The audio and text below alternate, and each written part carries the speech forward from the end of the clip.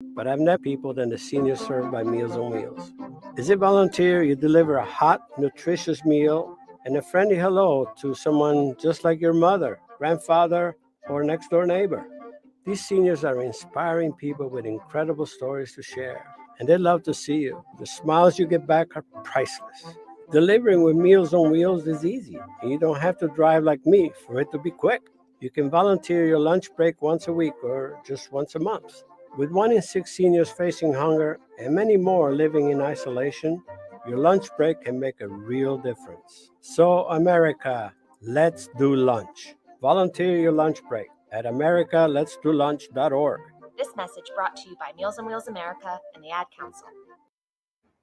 Okay, Simon, what are you wearing right now? Nothing. That's right. And what do people normally wear? Clothes. Exactly. So now Mommy's going to teach you how to dress yourself. Clothes keep us warm, they look good, and if we go out without them, the neighbors will talk. So it's important to know how to get dressed. Here's how it's done. Underwear always comes first, name tag at the back, then pants, then shirt. Get the first button in the right hole or you have to start all over. If you're wearing a tie, it goes over, round, through, and pull tight. Tuck your shirt into your pants and zip up your fly. Socks going first, then shoes right on right, left on left. With shoelaces, just take the ends, cross them over, switch the loops. The rabbit goes down the hole, pull tight, and you're left with bunny ears. I love bunnies. Good to know. Now remember, spots don't go with stripes, socks don't go with sandals, and if you've tucked in your shirt, wear a belt. Got it? Why are your pants on your head? Most parenting is hard to do in just 2 minutes. But spending just 2 minutes twice a day making sure they brush their teeth is easier and could help save them from a lifetime of tooth pain. For fun 2-minute videos to watch while brushing, visit 2min2x.org. That's 2min2x.org. A message from the Partnership for Healthy Mouths, Healthy Lives, and the Ad Council. So you see, son, good manners are very, very important. Someday, many years from now, when you're a grown-up, you'll be a man. And when you are, you should be a gentleman. Do you want me to go through it one more time? Yes. Yes, please. Yes, please. Exactly. Always say please, thank you, you're welcome, and excuse me. Sit up straight, hold doors open for ladies. If a door's shut, then knock first. Don't burp, don't swear, don't speak with your mouth full, don't reach across people's plates, keep your elbows off the table. What table? And don't interrupt. While we're at it, don't stare, don't use foul language, don't call people names, but do remember people's names. Always share your toys, play nice, and cover your mouth when you cough or sneeze. On the bus, give up your seat to anyone who has trouble standing. Bottom line, treat others the way you'd like to be treated. Got it? Got it. And stop picking your nose. Most parenting is hard to do in just 2 minutes. But spending just 2 minutes twice a day making sure they brush their teeth is easier and could help save them from a lifetime of tooth pain. For fun 2-minute videos to watch while brushing, visit 2min2x.org. That's 2min2x.org. A message from the Partnership for Healthy Mouths, Healthy Lives, and the Ad Council. Hey, there he is. How's it going? I'm having a stroke. Are you going to shake my hand or what? I'm having a stroke. Wow, you're not even moving your arm. I'm having a stroke. Are you okay? I'm having a stroke. Your face looks weird, too. I'm having a stroke. Are you having a seizure or something? I'm having a stroke. When someone is having a stroke, they may not be able to say it with words, but their body language will tell you loud and clear. I'm having a stroke. You just need to know the sudden signs. Look for FAST, F-A-S-T. F, face drooping. A, arm weakness. Or S, speech difficulty. Then T, time. Time to call 911 immediately, because the sooner they get to the hospital, the sooner they'll get treatment. And that can make a remarkable difference in their recovery. Know the sudden signs. Face, arm, speech, time. Spot a stroke fast. Visit strokeassociation.org. Brought to you by the American Stroke Association and the Ad Council. The average time a resume spends on an HR manager's desk is 7 seconds. And most of them are tossed aside. Now imagine if one of those resumes belonged to Yasmin, who was living in a shelter, juggling 3 jobs. I had to be resilient. That's something that you can't teach. Or if that resume was from someone who worked 12-hour shifts at the recycling company with my dad, who's 72. That taught me a work ethic that I carry with me every day. We rely so much on a resume, yet it could never tell the full story of someone. Growing up where I did, a lot of things could have gotten in the way of my goals. But I learned to push through, and that's what I bring to work every day. So maybe it's time we look beyond the resume and look to Grads of Life. Discover new ways to develop great talent that are so much more than what's on paper at gradsoflife.org. A public service announcement brought to you by Grads of Life and the Ad Council. Ranger Station, Ranger speaking. Hi, I'd like to report a bear hug. Uh-huh, okay. Well, We were building a bonfire, and I saw some, dry brush and leaves around, so, I said to move the bonfire somewhere else, and out of nowhere, Smokey Bear shows up and hugs me. So you noticed some wildfire hazards and moved your bonfire to a safer location. Yeah. Yeah, that's Smokey, all right. He likes it when people help prevent wildfires. It hits him close to home. Not everybody gets the hug, my friend. So that's pretty special to get a hug from Smokey Bear. So it was him. Guys, I told you it was Smokey. Okay, well, congratulations, my friend. And thanks for calling. There are many ways to prevent a wildfire. Learn how you can do your part at SmokeyBear.com. Only you can prevent wildfires. Sponsored by the U.S. Forest Service, Ad Council, and your state forester. Hope you enjoyed your meal. And I just want to say, he's lucky to have a brother like you. Lucky? Caring for my brother is far from easy. Waking up every day, lifting him from the bed to the wheelchair to the car to get him to therapy on time, it's no small task between the doctors and the diagnosis, but nothing can disable this love. This is my big brother, my hero. He's part of me, like my arms and legs, so I'll be his. See, there's no time for tired. This starts again tomorrow. He'll be waiting for me. I wake up for him. I know he needs me, but I'm the lucky one, even though I need help now and then. If you're caring for a loved one, visit aarp.org/caregiving for care guides and community, or call 877-333-5885. Caregiving Resource Center. Support for your strength. Brought to you by AARP and the Ad Council.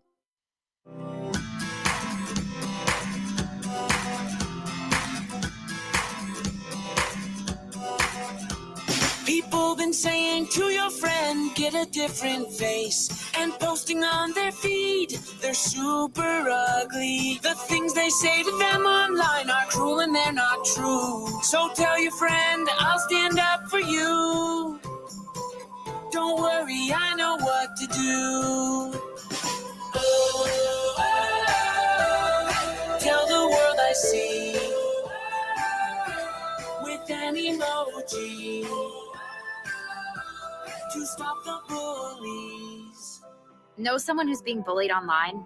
Send the witness emoji. It looks like an eye in a speech bubble, and it's in the symbol section near the clocks in your phone.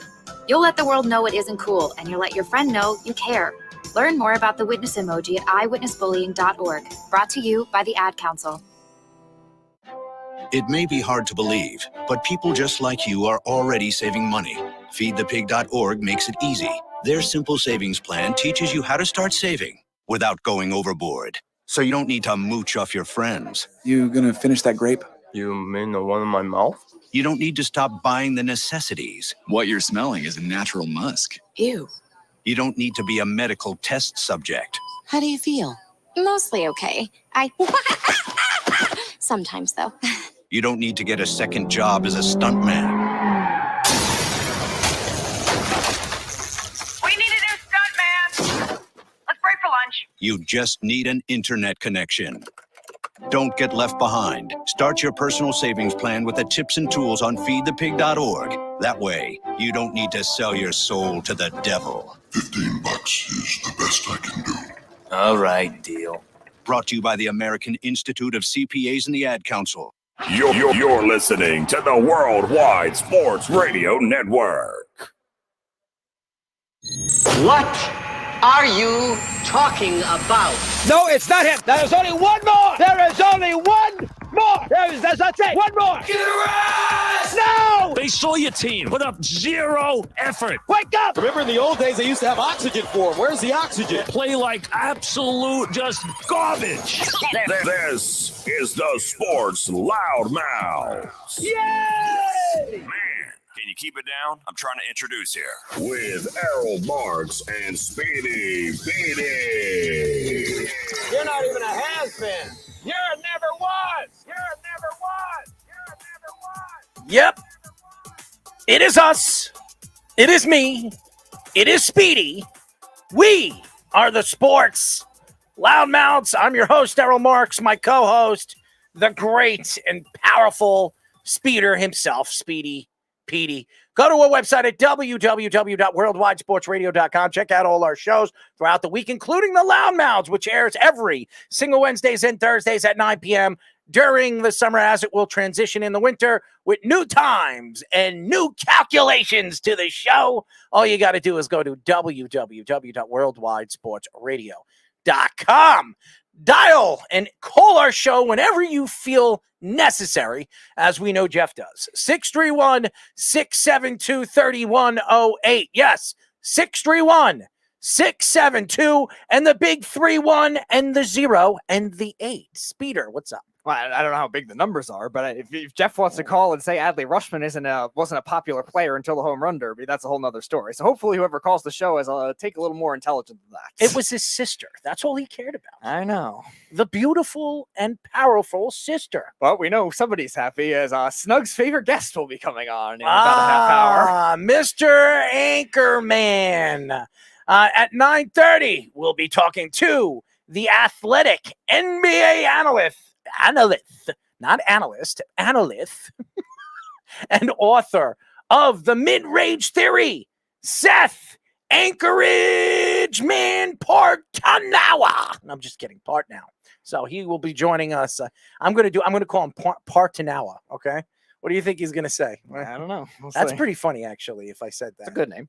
Yeah. Partnow. Partnow. That is a good name. Yes. Mr. Seth Partnow. What do you think he's going to say if I give him that wrong name? I could not tell you. That'll be funny. But that's funny for an introduction over there. At 10 o'clock, we'll be talking to former Ravens and Falcons all-pro fullback Ovie Mughelli. He will be joining us. He's been on our show before. He was watching the Game of Thrones. So he's a big fan. I'm a big fan. I'm a big fan of his. He's a big fan of us, too. MLB insider Hector Gomez reports that there is a belief that Wander Franco might never play in the MLB ever again. Wow, this is going to be great. Former Yankees prospect Ben Ruta takes shots at Brian Cashman and the Yankees organization for reliance on analytics. So he is saying that there is a highly profiled organization that likes analytics, but I think that's all of the MLB. So I don't know what all the good teams in MLB. Yeah, Aaron Boone says there is no offseason surgery planned for Aaron Judge. That's interesting. Let's parlay with Jonathan. He'll be joining us at 10:30, between 10:30 and 10:45. Joe Mixon found not guilty of the aggravated menacing charges he was accused of in January. So that's good news for the Bengals. No suspension. Doesn't seem like that. Robert Saleh rants about the Jets' offensive line struggles. Aaron Rodgers says that his level of concern is pretty low. Training camp injury updates with Marlon Humphreys, Teron Armstead, Jonathan Taylor dealing with injuries, and we'll have bracket wars as we do every single week. The number 7 seed, Roger Clemens versus Mark Messier, the number 2 seed, and the number 13 seed, DeBrickashaw Ferguson versus the number 12 seed, Carmelo Anthony, who seems to move on. Yep, so you got both your upsets with that one, the 13 and the 12. There you go. So let's get into it. Because before we get into it, because I want to say something to all the football fans out there. And I've been attacked since yesterday on Twitter, or whatever we call it. X, is that what they call it now? X does not mark the spot. Well, it mocks my spot, not marks my spot. But the whole situation right now with the New York Jets, okay? And I did not pick the Jets to win the Super Bowl, okay? I don't know why there are so many attacks on social media towards my feelings towards the Jets this year. I did not pick them to win the Super Bowl. You heard it last night. Now, that could change in the middle of the season. Anthony Wright picked them to win the Super Bowl. He picked them to go to the Super Bowl. It wasn't me that picked them. It was Anthony. So why the attacks on social media? Why is everybody getting angry at me because of my passion for the Jets season this year, that I believe that this season could be a playoff season. Doesn't mean a Super Bowl season, but a playoff season. All I state is that Aaron Rodgers is a real quarterback. He actually is the quarterback that could take the Jets finally to the promised land after 51, 52 years of just absolute heartache at the quarterback position. When we talk about Chad Pennington, Ken O'Brien, Vinny Testaverde, could we go up and down with all the quarterbacks that we've had? And anybody that is a Jet fan from the 60s really has this infatuation for Broadway Joe, who honestly should not be in the Hall of Fame, and that's coming from a Jet fan.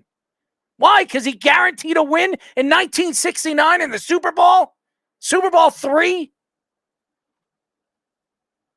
And that's not taking shots at Broadway, because I love the guy. I met him a couple of times, a very nice man.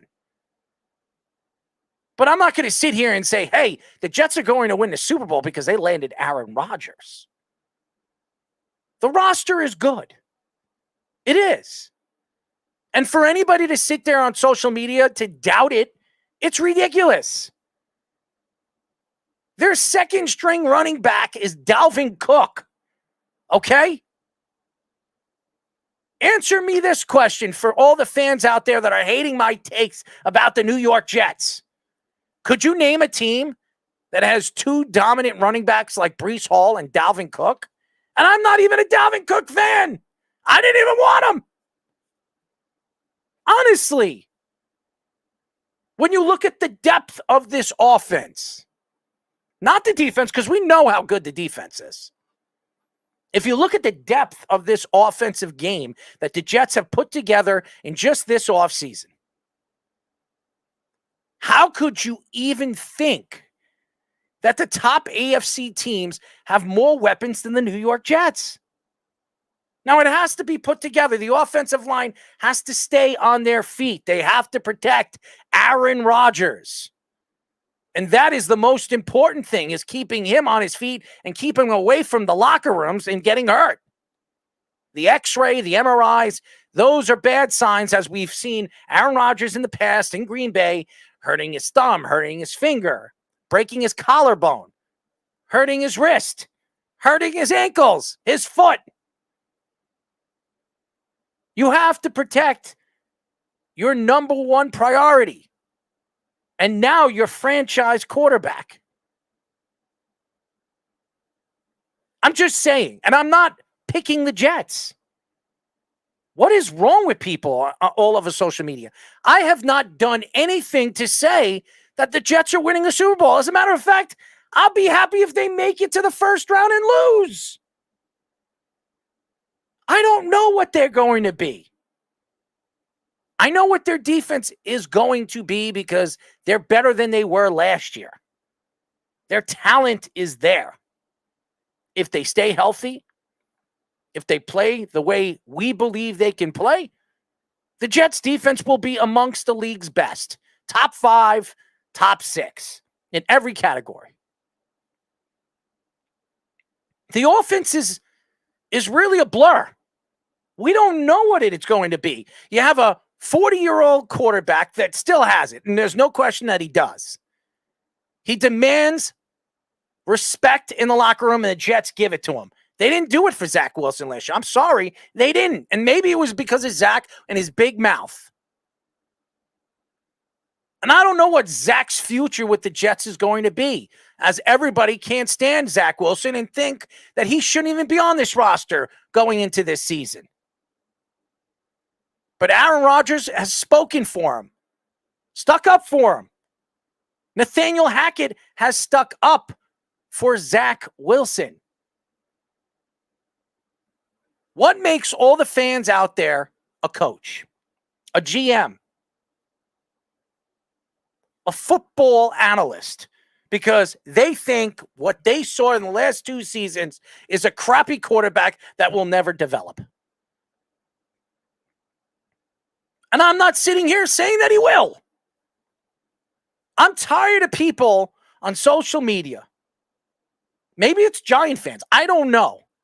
But when you send me DMs on my Twitter, yes, and I'm going to say it. I'm not going to say any names because I know this is what they want. They want me to mention their names and what they said to me, and I'm not going to do it. I'm not going to give you the benefit of the facts of what anybody has said to me or what has bothered me throughout the DMs and social medias. What I will say is that this season is so wide open, not for the Jets, but for the AFC and the NFC.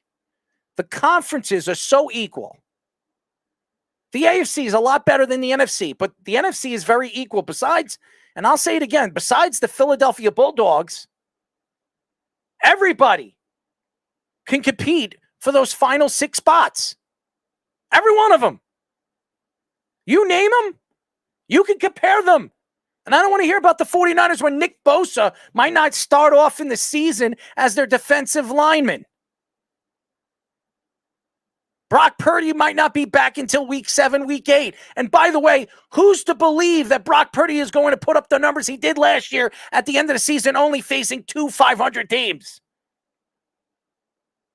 Nobody. If you ask me right now, who has more talent on their roster from the AFC teams, from the Buffalo Bills, the Miami Dolphins, the Jets, and New England? It's not even a question. It's the Jets. It's not. You can't argue that. And for anybody out there, the Patriot fans, the Miami Dolphin fans, the Buffalo Bill fans, they lost their defensive coordinator in the offseason. They lost valuable pieces. Yes, the Buffalo Bills lost valuable pieces over the last 2 seasons. Dable is now the head coach for the New York Giants and coach of the year and the quarterback whisperer. If you look at Josh Allen's second half numbers last year, and then you look at his second half numbers when Dable was there, they're completely different. To me, you got to show up on the field. You got to do it week in and week out. And for anybody that believes that I'm going to pick the Jets to win a Super Bowl or pick the Jets to go far in the playoffs because I'm a Jet fan, it's ridiculous. Just look at the roster. When everybody keeps talking about the Bengals, you heard Anthony Wright yesterday. Oh, I like the Bengals. But he forgets that secondary isn't the same secondary it was last year or the year before or the year before. This is a young team, just like the Jets. And their young players will make mistakes. Hence the reason why they brought veterans in to help teach the young players to run the offenses, to understand some of the young players that they drafted and bring in guys and get guys like C.J. Mosley to help out veteran guys like Woods and Jeffries to understand the defense and the scheme of the defense on what they like to run, like what the Jets like to run inside and out. Everything's got to work. For anybody to call Tom Brady the GOAT and say that Tom Brady was the reason why the Patriots won 6 Super Bowls is ridiculous. Everything has to work. The offensive line, the defense, the special teams, and the offense. Everything has to align if you are going to win a Super Bowl. Hence the reason why a lot of Jet fans are saying this is D-Day, D-year for Robert Saleh, because there's no excuses anymore. There is none. There is none. They have the talent, young and old. They have a quarterback that can make every single throw, could be dominant, Hall of Fame dominant. There's no excuses for the New York Jets anymore. And for any Jet fan to sit there and say we're winning the Super Bowl, and for any other fan out there saying that the Jets can't win a Super Bowl, you're a bunch of morons. John Suggs comments, talent on paper doesn't equal talent on the field. No question. I hope it's a Ravens versus Lions Super Bowl. And then Carl says, what makes Breece Hall so dominant? Well, he's a very well-rounded running back, Carl. Well, I don't know. Breece Hall played how many games last year? 7 games. How many yards did he have? A little bit over 500? I'm pretty sure he did. How many touchdowns did he have? He had 4 or 5. So how many games that he needed to play last year to finish the season? What was it, 8? 463 yards on 80 carries and 4 touchdowns. And 4 touchdowns. If Breece Hall played the full season at the estimation of yards per game and everything, and as he got better every single week, Breece Hall is going to have between 11 and 1,200 yards on a team where the offensive line was never healthy and was never good last year. I think they were ranked 31st or 30th in the NFL when it comes to offensive line. So I understand. And I listen, you have your own opinions and say dominant. You want to say Breece Hall is not proven to be a dominant player? Dalvin Cook has been a dominant player.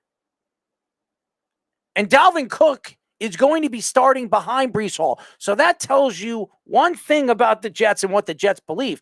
Breece Hall is a better player than Dalvin Cook. Now, I will say this.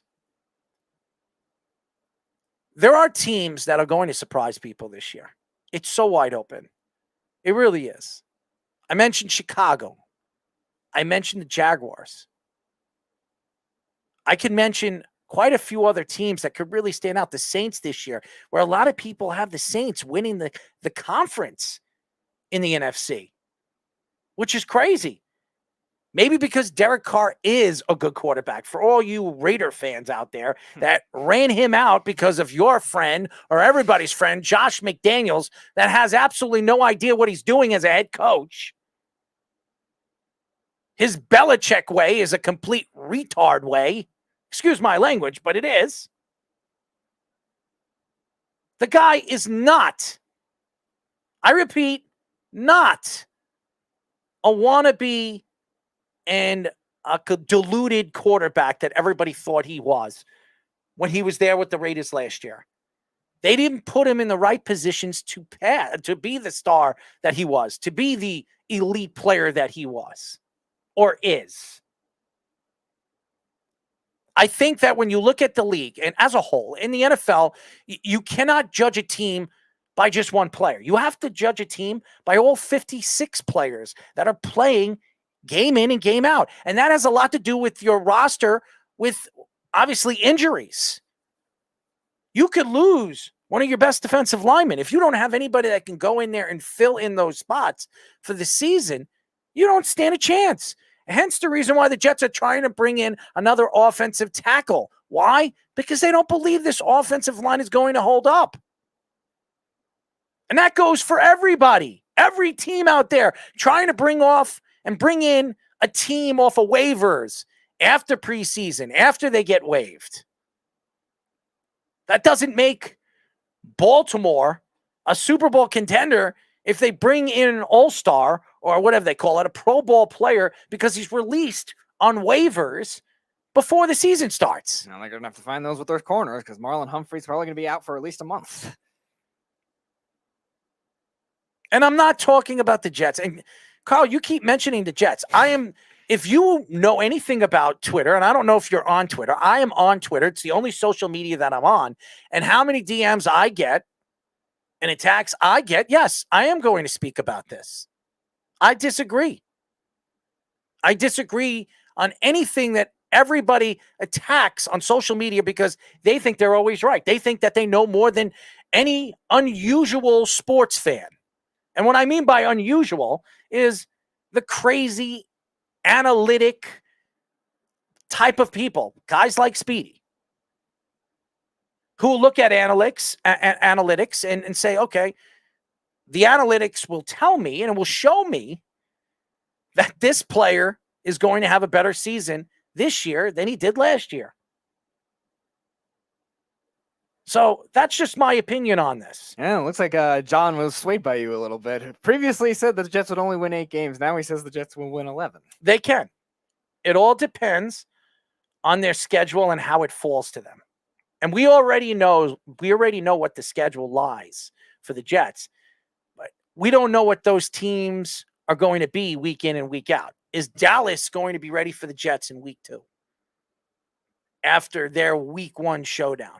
And after all their training camp fights they seem to have. They had another one today with Micah Parsons and one of their offensive linemen. And that happens. Look at the Jets. If you watched Hard Knocks and, the second episode of Hard Knocks, you saw Clemens fighting. Everybody fights. That's what happens at practice. It's competition. Everybody wants to compete against one another. It always happens. It's no lie to it. You want to compete against the best. And right now, if you look at the Jets, the Jets' offensive line obviously knows the superior part of the team is the defensive side of the line. So what are they going to do? They're going to fight. They're going to compete. Competition doesn't lie. John, another your question about Cliff Kingsbury versus Josh McDaniels. That's like asking a Giants fan if they'd rather have Eric Flowers or Bobby Hart to play tackle. Kingsbury gets the advantage. It doesn't make him a good coach.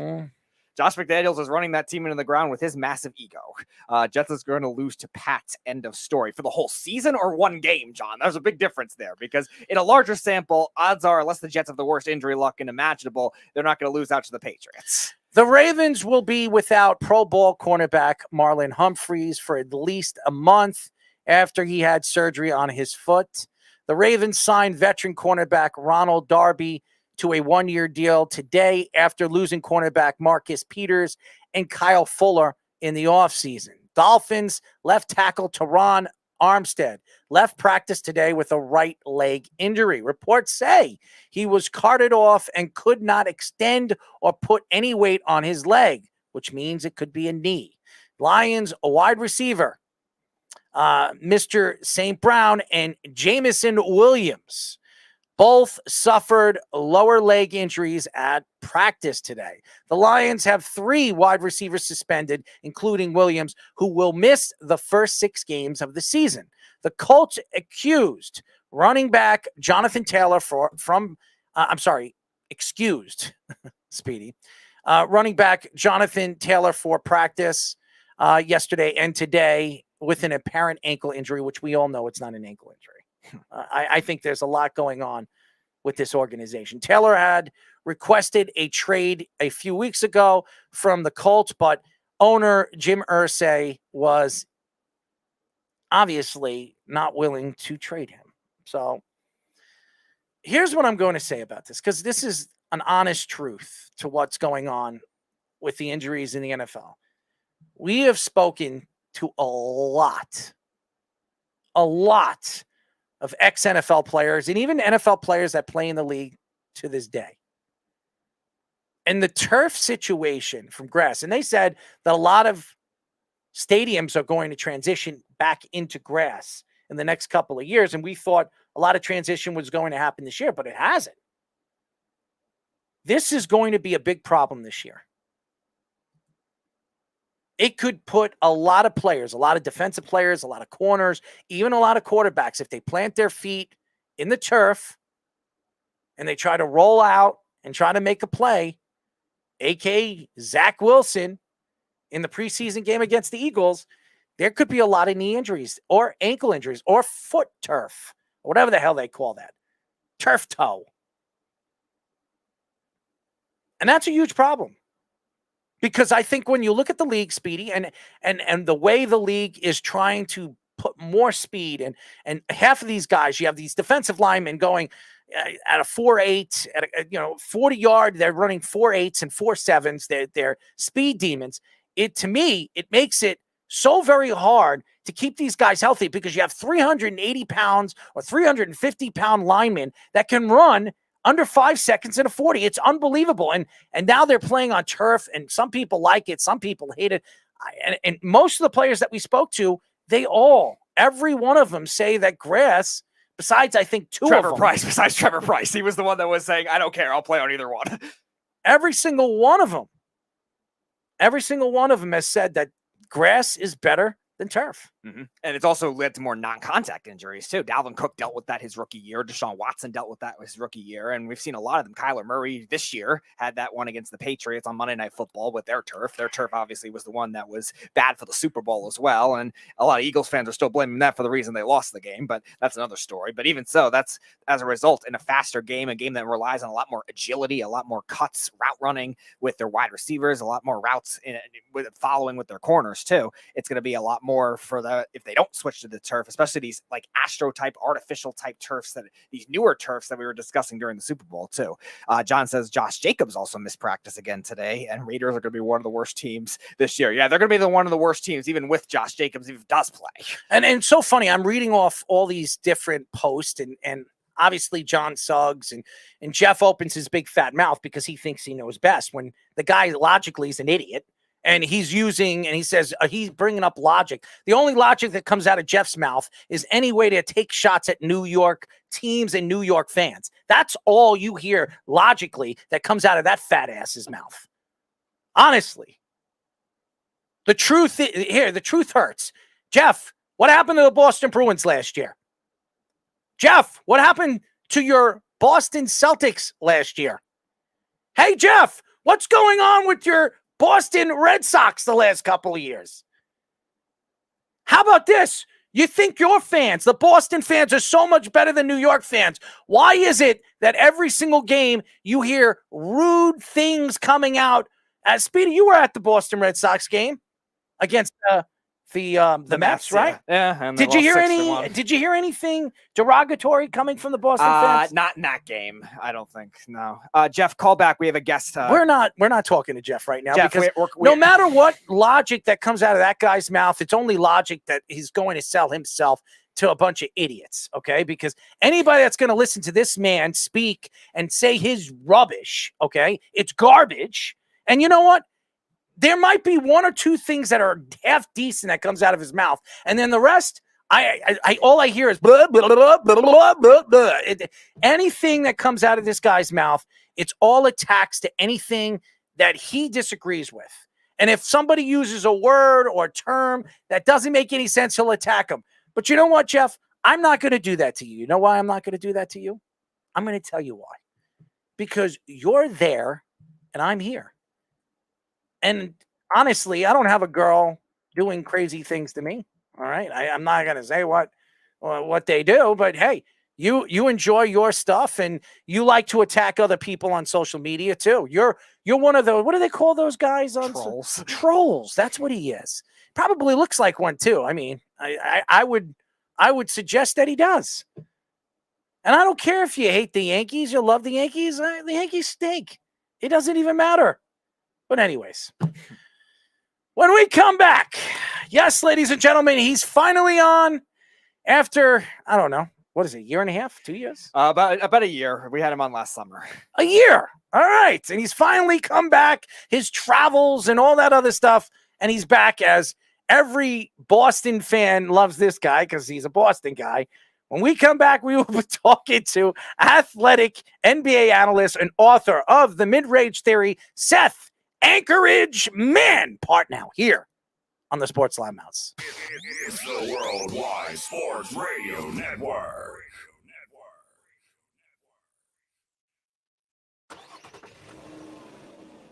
Of course my kid's in the right car seat. Well, I think he is. Yeah, my kid's in a booster seat. He was ready to move up. He is ready, right? Her car seat looks like the right size. There are probably rules on when to move up to a booster seat, aren't there? Rear facing, forward facing. I think I have it right. Car crashes are a leading killer of children 1 to 13. Are your children in the right car seat for their age and size? Don't think you know. Know you know. Go to safercar.gov/the right seat. I know my child's in the right car seat, or else I wouldn't get in the driver's seat. Brought to you by the National Highway Traffic Safety Administration and the Ad Council. You're listening to the Worldwide Sports Radio Network.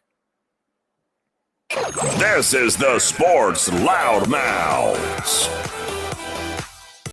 631-672-3108 is the number to call. You are listening to the Sports Loudmouths. I'm your host, Errol Marks, my co-host, Speedy PD. Go to our website at www.worldwidesportsradio.com. Check out all our shows throughout the week, including the Loudmouths, which airs every single Wednesdays and Thursdays at 9 p.m. Listen to all our shows throughout the week. Go to the menu bar. You can find all the shows. You can find and interact with all the different people that we have writing for the network or a part of the network. All you got to do is go to www.worldwidesportsradio.com. Before we introduce our guests, I just want to say one thing that Jeff posted. He said all the Boston teams did better than all the New York teams, which is wrong because the New England Patriots didn't make the playoffs last year, did they? The Giants did, okay?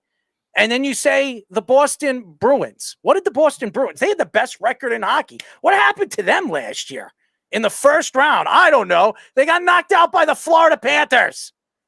Yeah. The Rangers made the playoffs, and so did the Islanders. So what did they do better? The Yankees went to the ALCS. Where were the Red Sox? You idiot. You dumbass. The only team that did better than the New York teams was the Boston Celtics, and the Knicks still went to the second round when nobody expected them to be there. So shut up, Jeff. You're an idiot. You're a dumbass. You don't know crap. Anyways, now, ladies and gentlemen, we're now talking to the Athletic NBA Analyst and author of the Midrange Theory, Seth Anchorage Partnow. Seth, what's up, bud? I don't know if I can follow any of that. I caught your rant going into break and now coming out of it. I was worried it was about me, but I feel better now. No, Jeff loves you. You're probably Jeff's favorite guest. He's Snugs and Jeff's favorite guest. They love you. I mean, obviously, you're a Boston guy, and we all know that you're a Boston guy because you were on the show last time. And I remember you as a guy that is, I think, you're a Boston Celtic fan, if I'm not mistaken. Right? I grew up a Celtic fan, but I haven't been. I haven't had team fandom, of course, in a decade. So I honestly, I grew up more of a Red Sox fan than anything, and the team itself did enough to kill that. Trading an MVP for cap space in the sport without a salary cap has a way of ruining your fandom. So. Well, Jeff wants to, post up that the Red Sox are 3 games ahead of the Yankees. Who cares? Both teams stink, and both teams aren't making the playoffs. So what does that mean? Why? Because the Red Sox are having a better season than the Yankees? Oh, my God, Jeff. You are a genius. Anyways, before we get into what you've been doing since the last time we spoke to you, and that was, I think it was during the far end of COVID. What's been going on since the COVID situation? I mean, a fair amount. I mean, I don't know if if my book had been released yet by the time last time I came on or not, but I booked the Midrange Theory, kind of a topical examination of basketball analytics. Got really good feedback on it, and I haven't announced it formally yet, but I've hinted at it. I'm just started writing my second book, so. Getting that going. I started a new kind of full-time gig at working for a sports data company now. So going from consumer to producer of data is an interesting switch. You kind of learn everything you complained about, like why doesn't this work the way I want it to before. So seeing the other side of it, kind of understanding how the sausage is made, have a little more empathy for the folks that I was previously raging at. Well, I will say this. I've been looking at your Twitter. I mean, your X now, because obviously Elon Musk wants to change names that have been successful, a multi-billion-dollar organization that he bought. But nevertheless, X, I've seen that your growth of fans that have been following you is enormous. I think you've grown over like 6,000, 7,000 followers since the last time we spoke to you. I think it's a significant amount.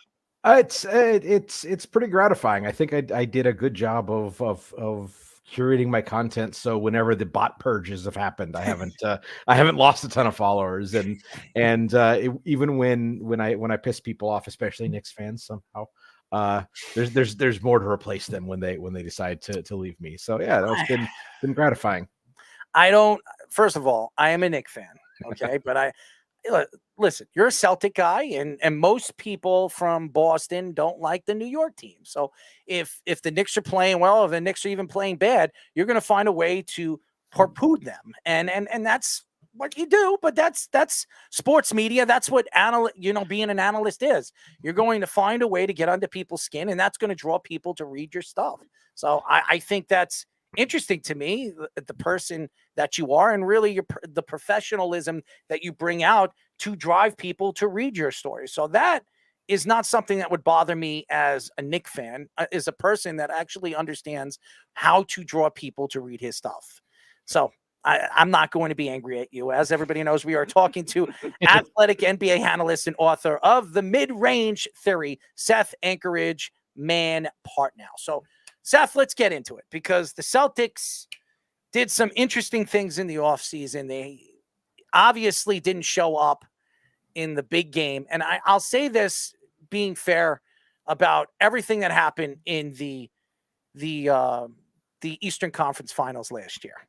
And a lot of people thought that the Boston Celtics were the better team going into that series, with obviously two of their talented players in Jaylen Brown and obviously Jason Tatum.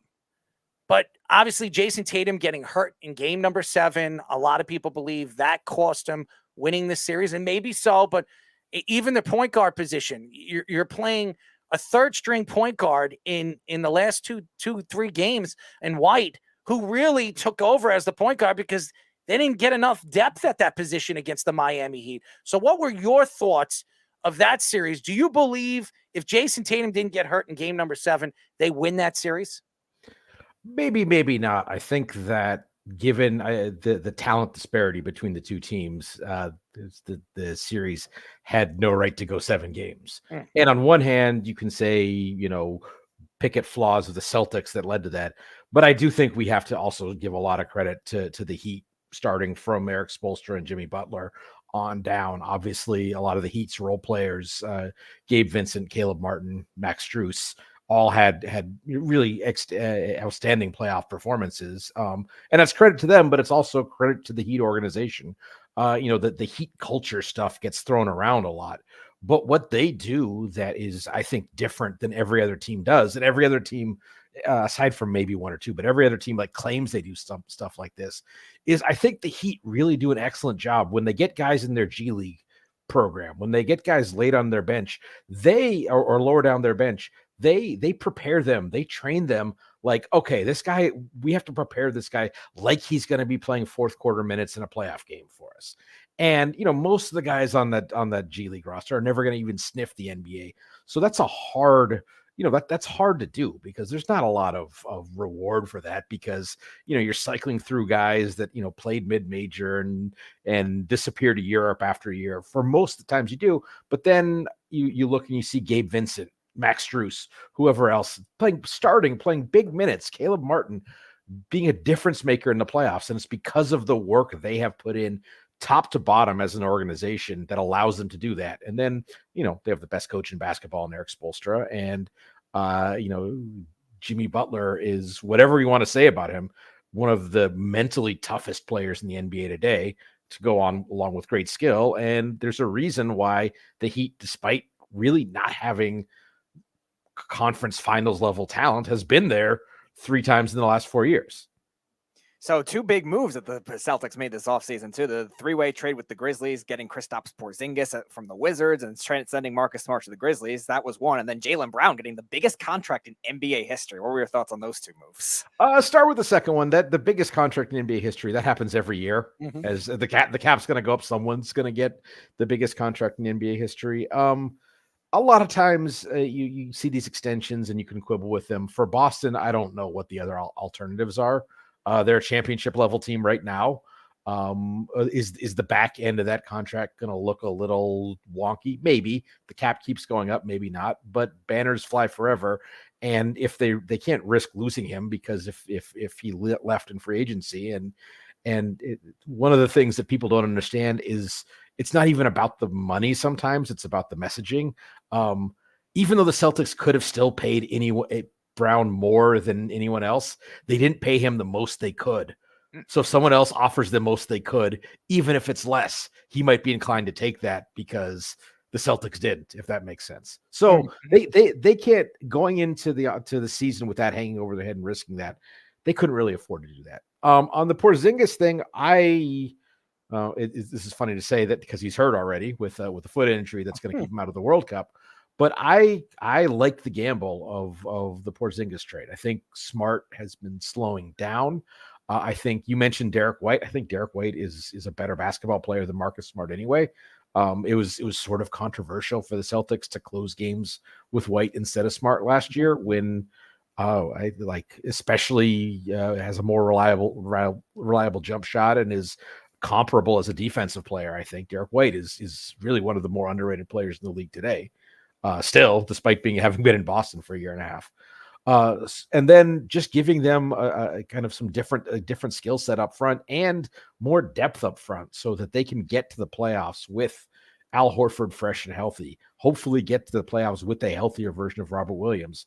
Hopefully, to get to the playoffs with a healthy Kristaps Porzingis.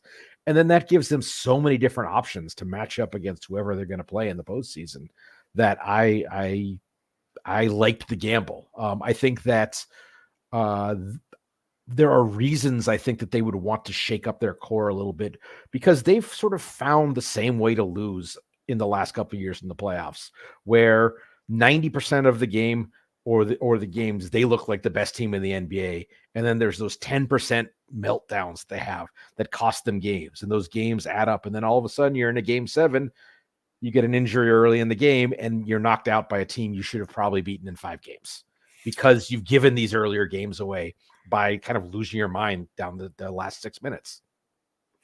We are talking to the Athletic NBA analyst and author of the Midrange Theory, Seth, Anchorage Man, Partnow. And no, Seth, James Harden has been all over the place all offseason. I don't know what's going on with this guy. Him and Kyrie Irving are like, they should be hanging out. I don't know why they didn't want to play and finish their careers in Brooklyn because they're both morons. I don't know what's going on with both of these guys when it comes to their brains. Maybe they've been hit too many times to the head. Maybe they have CTE because they're both nuts. But this story with Daryl Morey, it's now starting to grow legs. And Daryl Morey was over there with the Rockets in 2007 when they decided to trade for him, and he gave him all the money. He made him a star. He made him a number one guy with the Houston Rockets. And now all of a sudden he doesn't want to be a part of Daryl Morey. He doesn't want anything to do with Daryl Morey. And if Daryl Morey is the GM or a president or anything with that organization, he wants out of it. What is going on here? I think that there's someone thought he was getting a big old contract or getting traded to a place where that was going to happen. And that hasn't happened because 29 other NBA teams have TVs, and they've seen that Harden, while still a great player, isn't the MVP level player he was a couple of years ago. He's gotten hurt the last couple of years. And I don't think there's any team in the league that was really anxious to back up the truck for a 4 or 5 year, max contract for a guy who is probably on the downside. So what ends up happening is Harden thinks he's got leverage to either get a move somewhere else or get a big contract, finds out he doesn't have that leverage because it seems like Houston may not have been interested in trading for him again. And the 76ers wisely, I think, were not super interested in giving him a longer term deal. And now he's sort of finding that the music stops and he doesn't necessarily have the chair he wanted. This is how he's chosen to respond to that. It might work, but I wouldn't be in a rush to give up a lot of assets to trade for James Harden right now. Now, where that puts you in Philadelphia's shoes, how much do you need just to move along and really return this team to being, Joel Embiid's team completely? I don't know. That's a good question. But if Daryl Morey has shown anything, it's that he's willing to be uncomfortable, let situations play out. I don't think he's going to be bullied into making a quick trade. Put it that way. So we've been hearing all summer about Victor Wembanyama, this generational prospect, the best prospect that Adrian Wojnarowski said he's ever seen, the biggest one hype-wise since LeBron. Do you think he is going to be that good in the NBA? I think we have to separate how good he is as a prospect and how good he'll be as a player. Richard Jefferson, I think, was the first person to bring this up and say, as a prospect, he might be better than LeBron. I'm not sure I agree with that, but it's not a ridiculous statement. Now, we sometimes forget how unusual it is that LeBron has delivered on 99.999% of his promise. So even if Wembanyama is a better prospect, still means he's very unlikely to end up being a better player than LeBron. I mean, just putting expectations that, hey, you're going to be one of the 3 best players of all time. Go ahead. I think that's a little unfair. But as a prospect, I mean, the short list in my basketball watching lifetime is LeBron, Shaq, Tim Duncan, and this guy. It is a 7'5" guy with ball skills, movement skills, someone who's already working on taking care of his body, having seen what has happened to, other very tall players, Kristaps Porzingis included. If you've seen his workouts before game, he's already doing extensive, stretching routines, not just like hamstrings and calves, but like his feet also. I mean, so someone who seems like he is about wanting to be great as well, on top of 7'5", can move, shoot, handle the ball, and seems to have a good feel for the game. That's a lot to work with. Seth, I think I remember last time you being one of the guys that didn't like the Jalen Brunson move.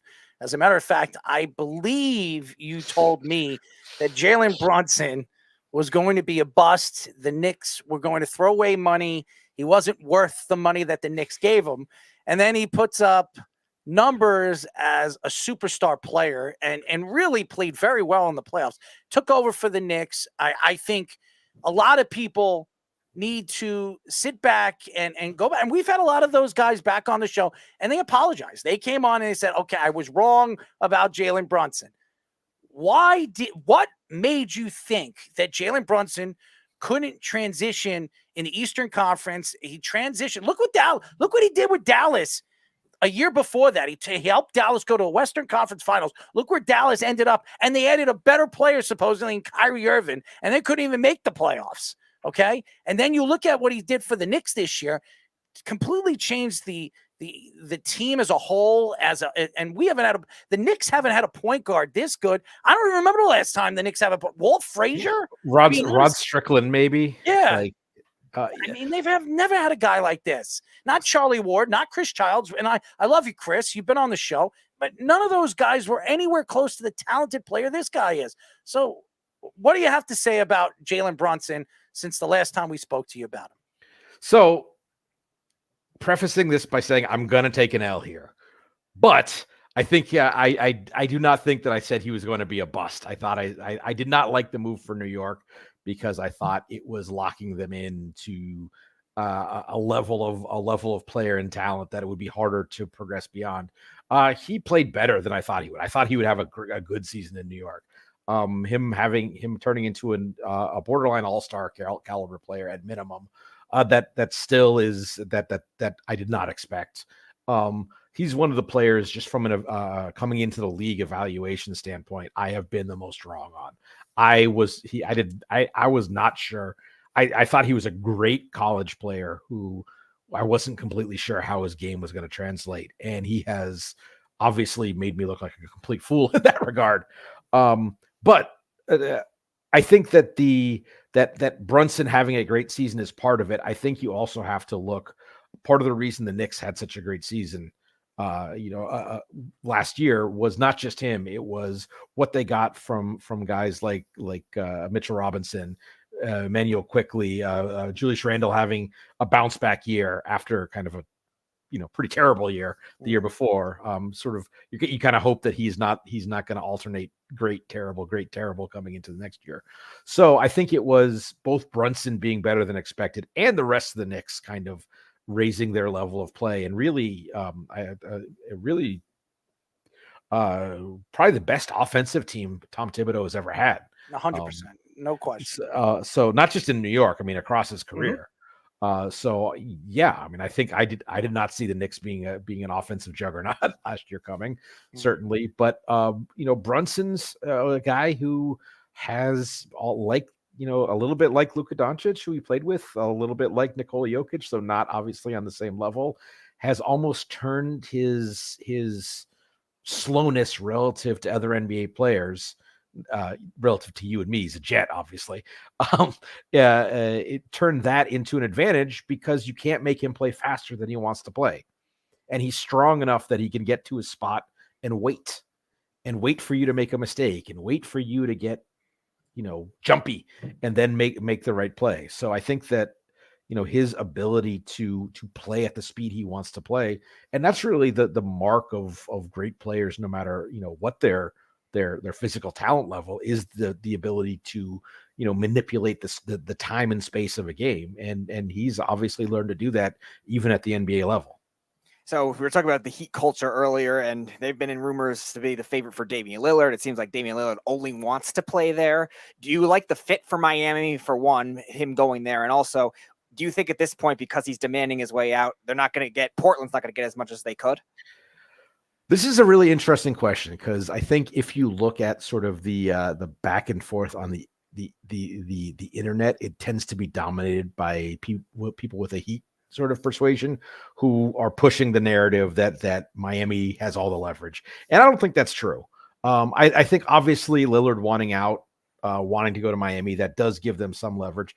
On the other hand, if you look at Miami's team, having lost Max Strus, having lost Gabe Vincent, having some of their other players, coming up for big contract extensions, Jimmy Butler not getting any younger, the Heat are kind of on the clock as a championship level team too.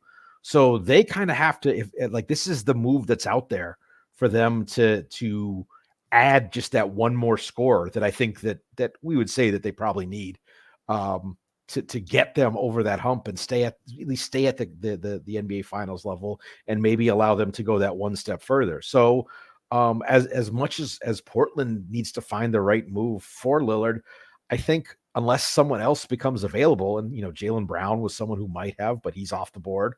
I don't think James Harden is a Miami Heat player. So unless something else comes about, I don't know where their other options are. So it's a little bit of a staring contest. I ultimately think it gets done. I think he ends up in Miami.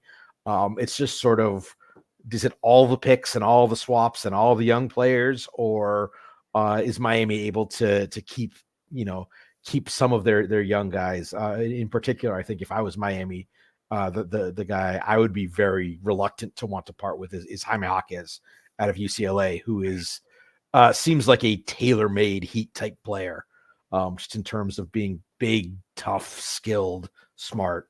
Caleb Martin is one of those guys who's up for a new deal, and sort of after this year, and bringing Jaquez in will give them a chance to see if they want to pay him market value, or know they have the replacement right behind. So I would want to draw the line there if I'm Miami.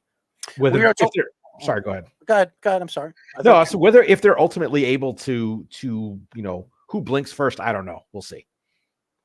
As everybody knows, we are talking to the Athletic NBA analyst and author of the Midrange Theory, Seth Anchorage Man Partnow.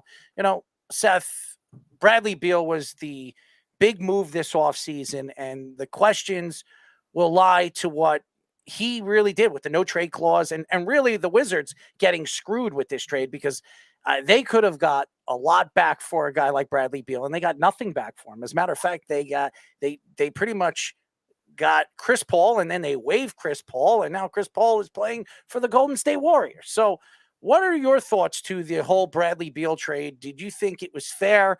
And do you think that maybe, obviously with the no trade clause, maybe the NBA could have stepped in and possibly done something better to help out a team like the Wizards, who lost a player, their best player, for nothing?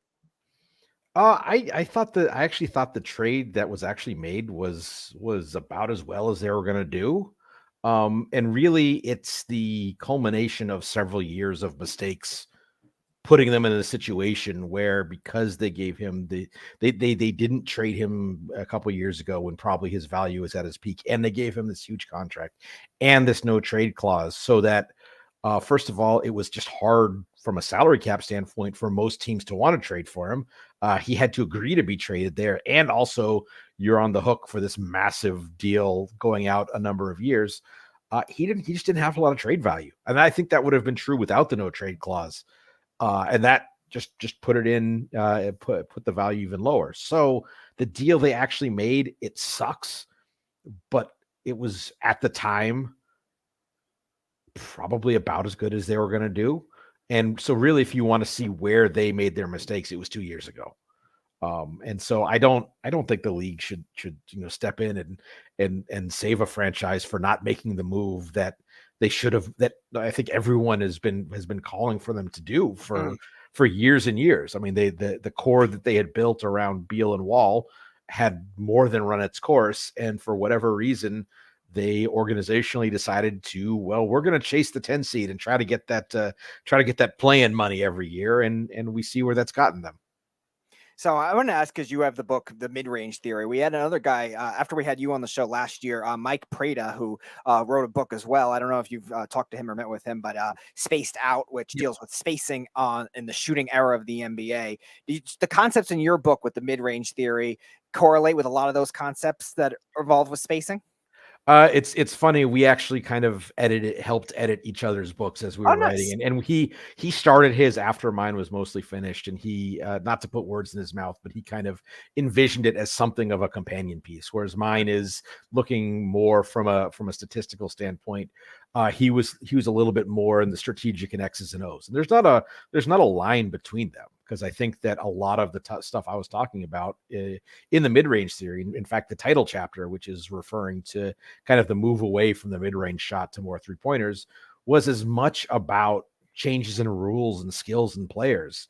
And I talk about that a little bit, but he goes into a whole lot of detail about, what the change in the illegal defense rule did to create different spacing on the floor, what the influx of players like Lamar Odom, a face-up four, that was not really something we had seen a lot before, Odom and maybe like even a deadlift shrimp or something like that.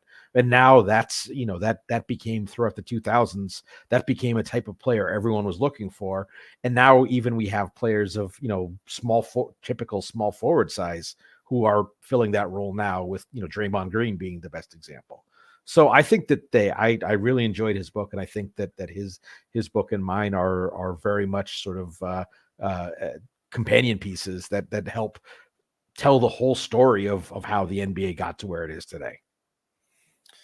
Seth, you look at the league now going into the season, there's a lot of questions. Obviously, the Ja Morant situation was a big story, the gun situation, and a lot of players that we've had on the show actually reached out and said a lot of different things about getting involved and trying to help Ja Morant and reach out to him. What are your thoughts to the whole Ja Morant story? And do you believe this story and this transition going into the new season will help Ja Morant grow as an NBA player? It's a great question.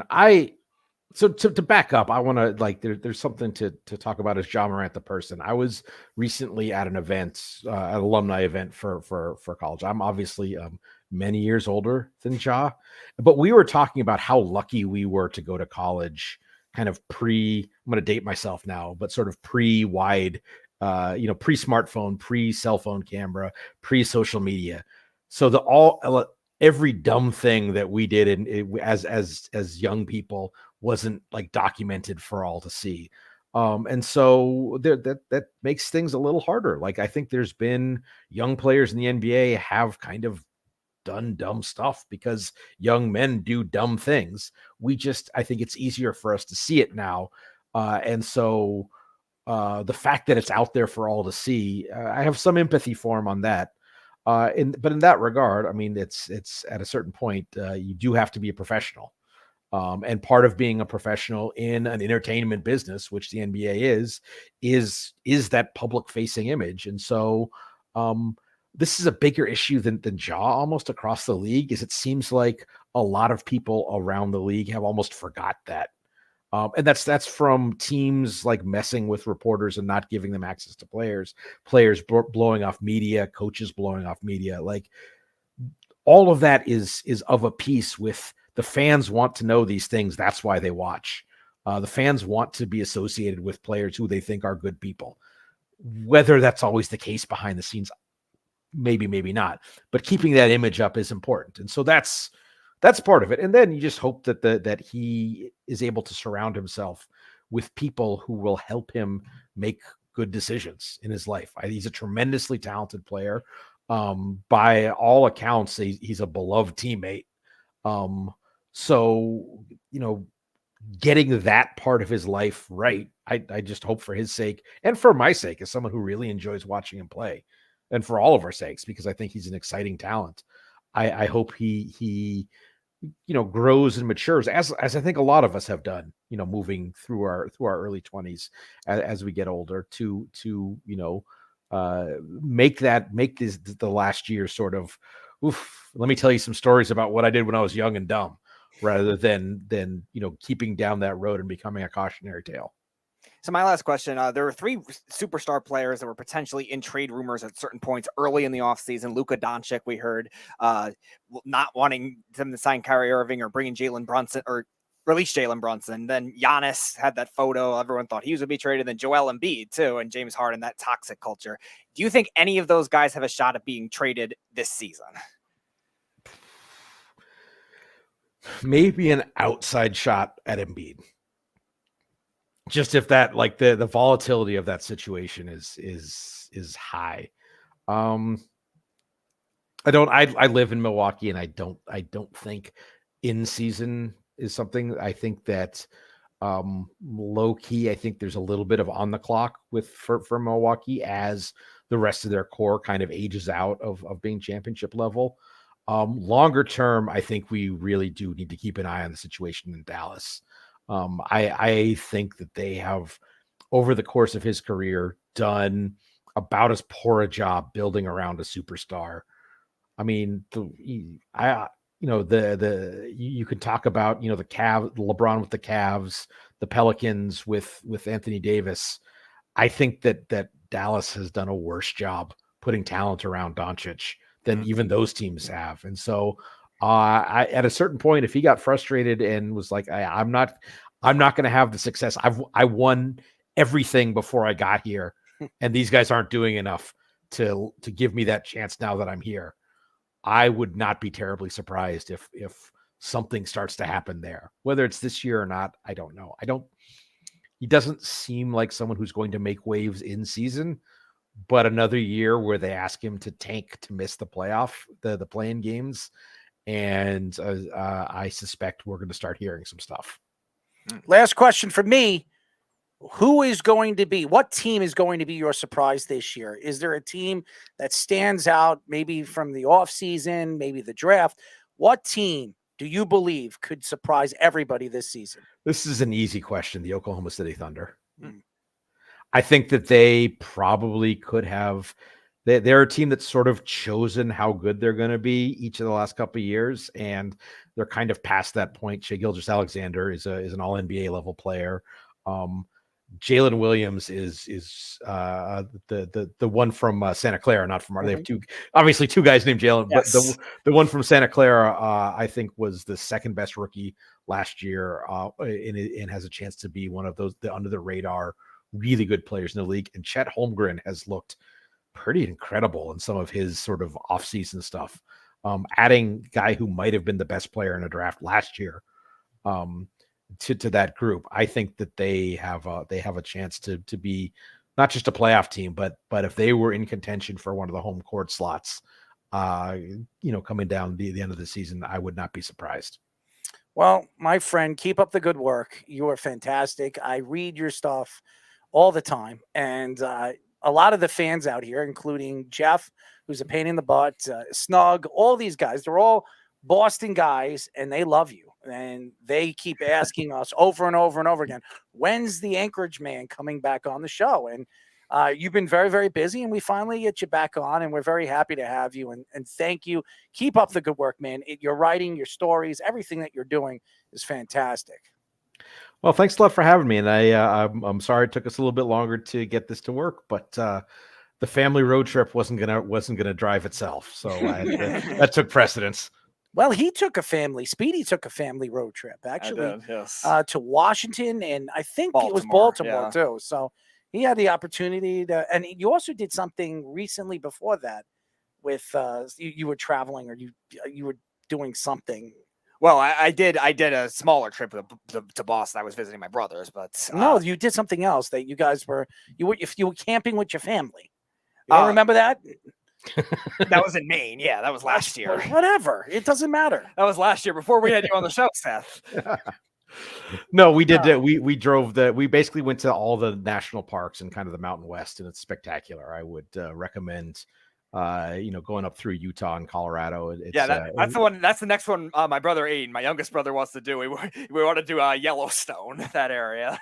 No, there's a lot of bears over there, and they're killing people. So. And there was like a water shortage or something last year over there too, and there was causing a lot of I think chemical issues. There was there's also bison everywhere. We stayed in we went to Yellowstone and stayed in one of the cabins, and walked out the cabin one morning, and there was just a bison just kind of walking down the street.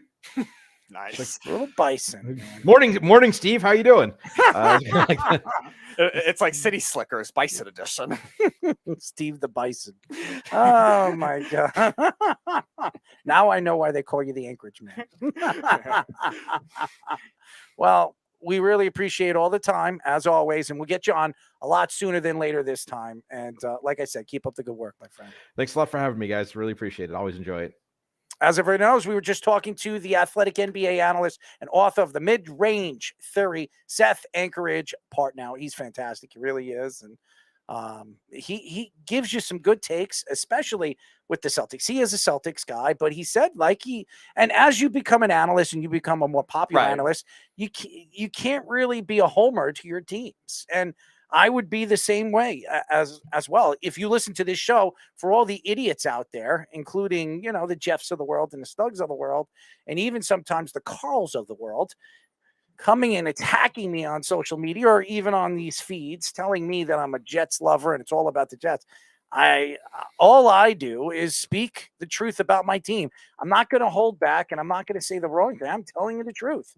Anyways, we have a very special guest, and when we come back, we're going to have him. We haven't had him on for over a year. The last time we spoke about a lot of different things, and we're going to speak about a lot more different things when we come back with him. We will be talking to former Ravens and Falcons All-Pro fullback Ovie Mughelli here on the Sports Loudmouths.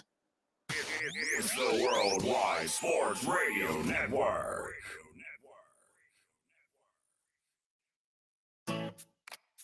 Hi, this is Terry Crews, actor, former football player, game show host, father of 5, and all-around big dude. I'm also an expert on drama. I know all kinds of drama. There's the good kind that comes with having a house full of kids. There's the bad kind, like season-ending injuries. There's the necessary kind, like having an agent in Hollywood. And there's silly drama, like the drama around my percolating pectorals. And then there's the drama you can skip. Skip the drama that comes with not having your high school diploma or equivalency. Find free adult education classes near you and finish your high school diploma. Visit finishyourdiploma.org. Or text diploma to 97779. Message and data rates may apply. Reply STOP to opt out. That's diploma to 97779. And leave the drama to actors like me. Brought to you by the Dollar General Literacy Foundation and the Ad Council. You're listening to the Worldwide Sports Radio Network. This is the Sports Loudmouths.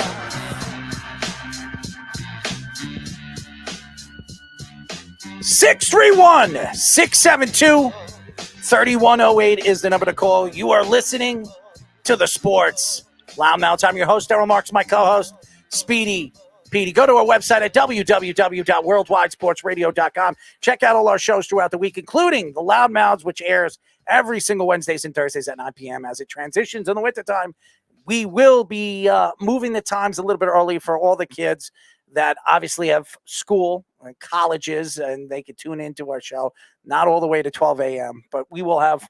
We'll move the shows as accordingly when the season starts to go with the NFL season. So check us out, www.worldwidesportsradio.com. Thank you to the Anchorage Man. He was fantastic. And now, ladies and gentlemen, we haven't spoken to him in a while. We are now talking to former Ravens and Falcons All-Pro fullback Ovie Mughelli. Ovie, what's up, man?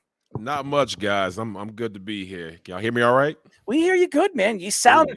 Let me tell you, you got the soundproof over there. You got a wonderful mic. I mean, you're all ready to roll, my friends. I'm trying to be like you guys. I want to get my set my game up a little bit because I've been doing a podcast. My boy awesome. Will believe in Falcons for a couple of years, and I did something to do, scratch an itch. And the second year, I'm like, I kind of like this. My third year, I'm like, you know what? I should probably take this seriously because we're starting to have a couple of numbers, and people actually care what I got to say. And even this old 43-year-old fullback has a couple of insights he can still share with the world. So I got myself a real mic. I need to get myself one of those fancy lights that make you look all lighted up. And you don't need that. I mean, come on, man. You got a nice, bright smile. And by the way, you're not just a fullback. You were an all-pro fullback. This is true. Yes. If we're being, exact, I was a two-time All-Pro fullback. Once with the Ravens, once with the Falcons. And if you want to be more exact, I was the first Pro Bowl fullback in the Falcons franchise history for those who are keeping count. But, look at that. For those who are keeping count. Pro Football Focus had me on the all-decade team with Marshawn Lynch and Rob Gronkowski, but what does Pro Football Focus know about the best players and what they do? I was best in the last decade. Well, you look good, man. And obviously, I think you were watching the TV show, the series, The Dragon. So, and that was something. How did you like the series before we get into some football conversation? It was great, man. I'm all about good TV, good shows. People always, I live on a golf course. I'm very blessed. I don't have the golf membership. I don't golf. Like my happy place is watching movies. Like the biggest part of my basement is my theater. Like it always weirds me out. People have a basement. They have like 4 chairs and a TV. I'm like, the theater is the man's place in the man cave. So my theater is where I do all my movie watching, and I watch all the movies I can. My uncle's the same way because they have a big like movie TV for that too in the basement. And one of my cousins, she went out with her boyfriend to see something recently, and she's like, "Oh, why would you leave the house when we have that big screen that just as big as the theater?" Exactly. Priorities. There's a lot to get into, and I know you're a former Ravens. As everybody knows, we are speaking to former Ravens, Falcons, All-Pro fullback Ovie Mughelli. It's interesting, Ovie, the whole Lamar Jackson situation, and it was a big story going into the offseason. When is he going to get his money? And then all of a sudden, Jalen Hurts gets his contract, and right after that, probably 3 or 4 days after that, Lamar finally gets the big contract that he deserves. Finally. What was your thoughts with everything going on with Lamar Jackson and the whole Ravens situation? I'm so happy that the previous year he didn't try to do a RG3 and play for his teammates and get one for the Gipper and let's try to put it all in there because I'm a team guy, man. Forget all that foolishness. He's been played or getting played by the Ravens organization. And I love the Ravens organization. They gave me my first chance, but anybody with half a brain could see that he earned a new contract. They're throwing out new contracts to freaking anybody who even had QB ahead of their name. What's the name? The Giants QB. I'm blanking, but like the fact that they gave him the money they gave him, and they're like, I don't know about Lamar. Gotta think about it. Let's we got to see a little bit more out of you. It's insane. So what he said, you know what? I got a little injury, a little nagging pain there. I'm gonna sit this out. And like, oh, Lamar's quitting on his team. No, his team is messing with him. So I was happy when he did that, and I'm happy that he was vocal. He did a great job for a guy who people wouldn't think is media savvy, who would say he's a little raw and rough around the edges. He did a good job in not saying too much, not being like going full Antonio Brown, not going full like Odell, like not going full T.O. Chad Johnson, because he could have made a stink about it. And the fans were in his corner. So the majority of fans were in his corner. So I'm proud that he handled it in a pretty much respectful, professional way. But I was split down the middle on the whole no agent thing. Some said if he had an agent, he would have had a deal a long time ago, and some say, oh, he's going to keep that 3% for himself. And with a contract that big, it matters, and maybe his mom was helping him. And my mom was like, yes, that's right. The mom should be the agent, and he doesn't need an agent. And I'm like, I don't like risk. Maybe because I'm a fullback. I like, things that are solid and they're simple and guaranteed. Thank you, guaranteed. And I would happily give up 3% of whatever I'm getting to be guaranteed to get a big contract because, 0% of nothing is nothing. And that was almost the case. I thought it was going to be a nightmare. So long story short, I'm happy Lamar got paid. He deserved to get paid. It shouldn't have taken that darn long. I'm curious to see about some of these other people holding out and if they're going to get paid the way they need to, especially some of my running back friends. You know what's so funny? When we speak about people's moms, it always brings me back to Eli Apple, a guy that came into the league. He was a high draft pick by the New York Giants, and the biggest star out of the bunch of them was his mother. She was. I met her a couple times. Yes. Yeah, she's a force of nature. And now she has bigger no than he ever was. And now she has no social media because she's trying to make it all about her son, and he can't stay healthy now. So, and meanwhile, his social media has caused Giants fans, Saints fans, and Bengals fans to all unite together just to take shots at him with everything that he said about all their fan bases in the last couple of years. So I want to ask you, being going back to the Ravens as well, like the philosophy, I think, of what they handled it with Lamar Jackson, it seemed very old school. Like they were paying everybody else first. Roquan Smith got a big contract. They paid Marcus Williams. They paid Marlon Humphrey. They paid a lot of these other guys. But again, they didn't really transition to the quarterback as well as the Ravens have been run. You obviously played for them, and they've been very well run with player development. Do you think it took them a while to really adjust in terms of that new school philosophy with quarterbacks, wide receivers, and key positions like that? Yeah, no, Ravens, from back when I was there with Ray Lewis and Ed Reed and my guys, Delius Thomas, and it's just Bart Scott, Hartwell. They just had a lot of guys who were veterans. Not all those guys, but a lot of veteran guys. Even my boy Matt Stover, kicker ran at Matt some years ago, a hell of a guy.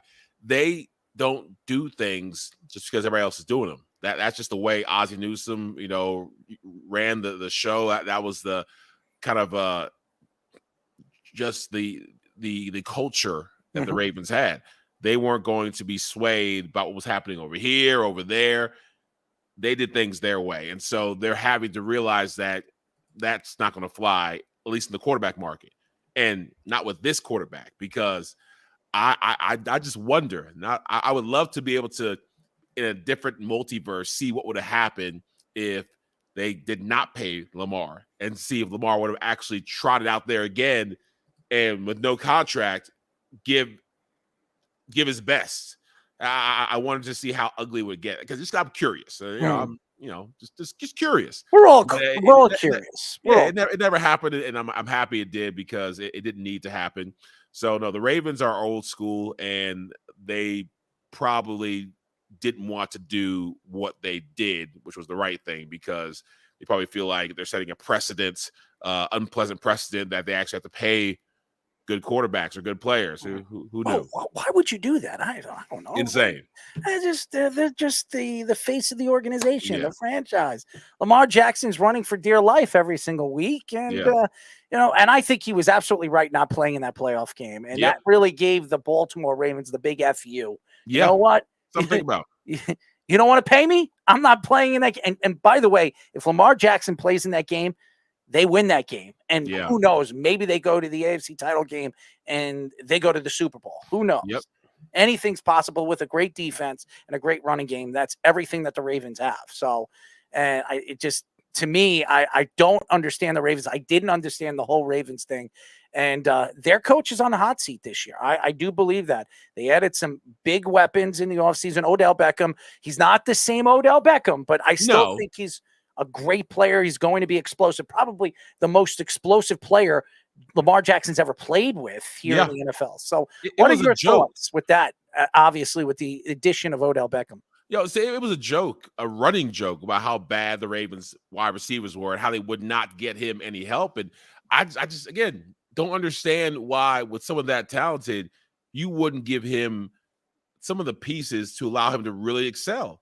And Odell is a wonderful wide receiver for what he is and brings to the table. But now it took you this long. It took you this long to realize to get a old aging superstar to help Lamar Jackson, who is a superstar in his own right, is the right thing to do. But not surprised at the fact that they didn't want to pay him, that they didn't want to pay a top tier receiver to go along with him. But now I'm excited because I've seen so many old guys, Anquan Bolden, Larry Fitzgerald, in their old age, when they're in a new situation, it's other running backs in a new situation, they're like, all right, I want to show everybody else who thinks I'm washed up, thinks I'm old, thinks I'm done, that I still got it. I know that was my philosophy when the Falcons cut me. I went to the Rams and during training camp, won the starting job. Jeff Fisher's like, yeah, I know you won the starting job. We're going to cut you anyway. And I was like, well, if I won the job, what else could I do to get the position? He was just like, Steven Jackson doesn't need a fullback that much anyway. And, the backup fullback is also our special teams captain. So, we'll throw him in every now and then. He's a linebacker. Yeah, he can't block for Steven Jackson. Yeah, he can't catch worth of nothing. Nice guy. But he just like they told me I was like, who's my competition? When the Falcons cut me, I got to the Rams and they were like, this guy. I'm like, this guy? I watched film of him. I was like, this guy, that's my competition. Like I'm a 2-time All-Pro fullback. Yeah, I had a little knee injury, but I can still run. I can still move. 95% of me is better than 95% of the whole league, fullback wise. And I was very confident what I could do. Won the job with the flying colors, by a mile. And I had in my mind every single day, I'm going to make the Falcons rue the day they cut me. I'm going to make the other teams rue the day they didn't reach out to get me. I'm going to massacre every linebacker I hit. And that was like, my mindset was just like blood. I was seeing blood. I want to, like Mike Tyson, I want to rip out their hearts and eat it. I was so just in a savage mindset. Odell Beckham, to a lesser degree, because he doesn't have to rip out people's hearts to eat them. But who knows? He might do that. Yeah, he might. But he is motivated. You watch the video, you watch the film, you watch his routes. He's motivated. He's hungry. He's been out for a while. So now he's got a real quarterback. Not that he's had some good quarterbacks throughout the years, but Lamar, it's exciting. And I think that they're both on I have a chip in my shoulder. They don't expect us to be able to connect in the way that we can. We're going to show everybody. So it's going to be, I think, must-see football the first couple of games to see how Lamar and Odell connect and how they get along, the chemistry and all that stuff. Speaking of another former team, the Falcons, a team that a lot of people, we've had a couple of experts on the show that actually believe the Falcons could be a borderline playoff team. I think he's nuts, but who knows? Your thoughts to the addition of Bijan Robinson, who everybody believes could be the next big running back superstar in the league. So I went to training camp. I took a picture. I got a nice one that with Warwick Dunn, my old tailback, Falcons Ring of Honor, and Bijan, from the old to the new. And I'm connecting them both, not really, but it was just interesting watching Bijan move and play because he's like a young, upgraded Cordarrelle Patterson.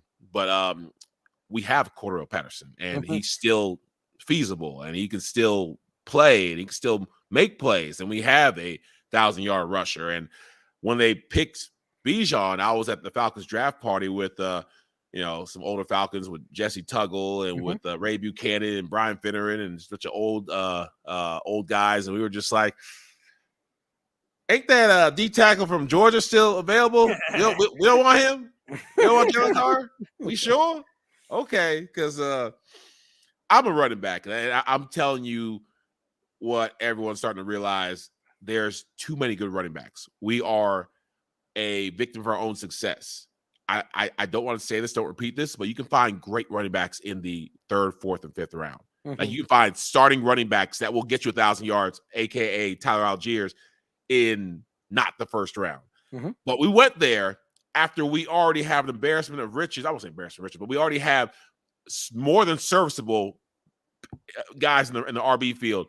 So I tried to make the best of it. I tried to be a team player. You mentioned before about, you work in the media. It's hard to, but you have to not be a homer.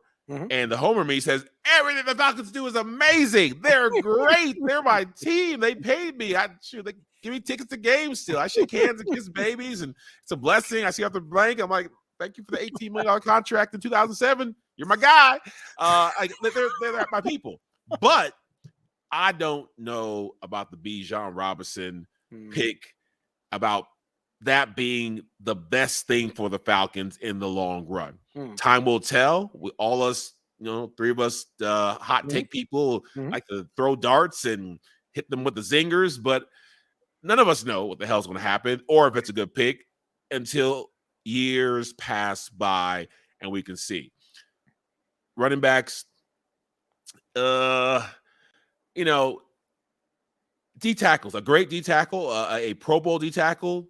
They changed the game. Right? Great running back changed the game too, but defense wins championships. And if we have a decent guy, the RB field, I'd go for the spot that we're weaker at, and we're clearly weaker in the defensive line than we are in running back. So I like Bijan. I think he's going to add a lot to the game. I think he's going to help us score touchdowns.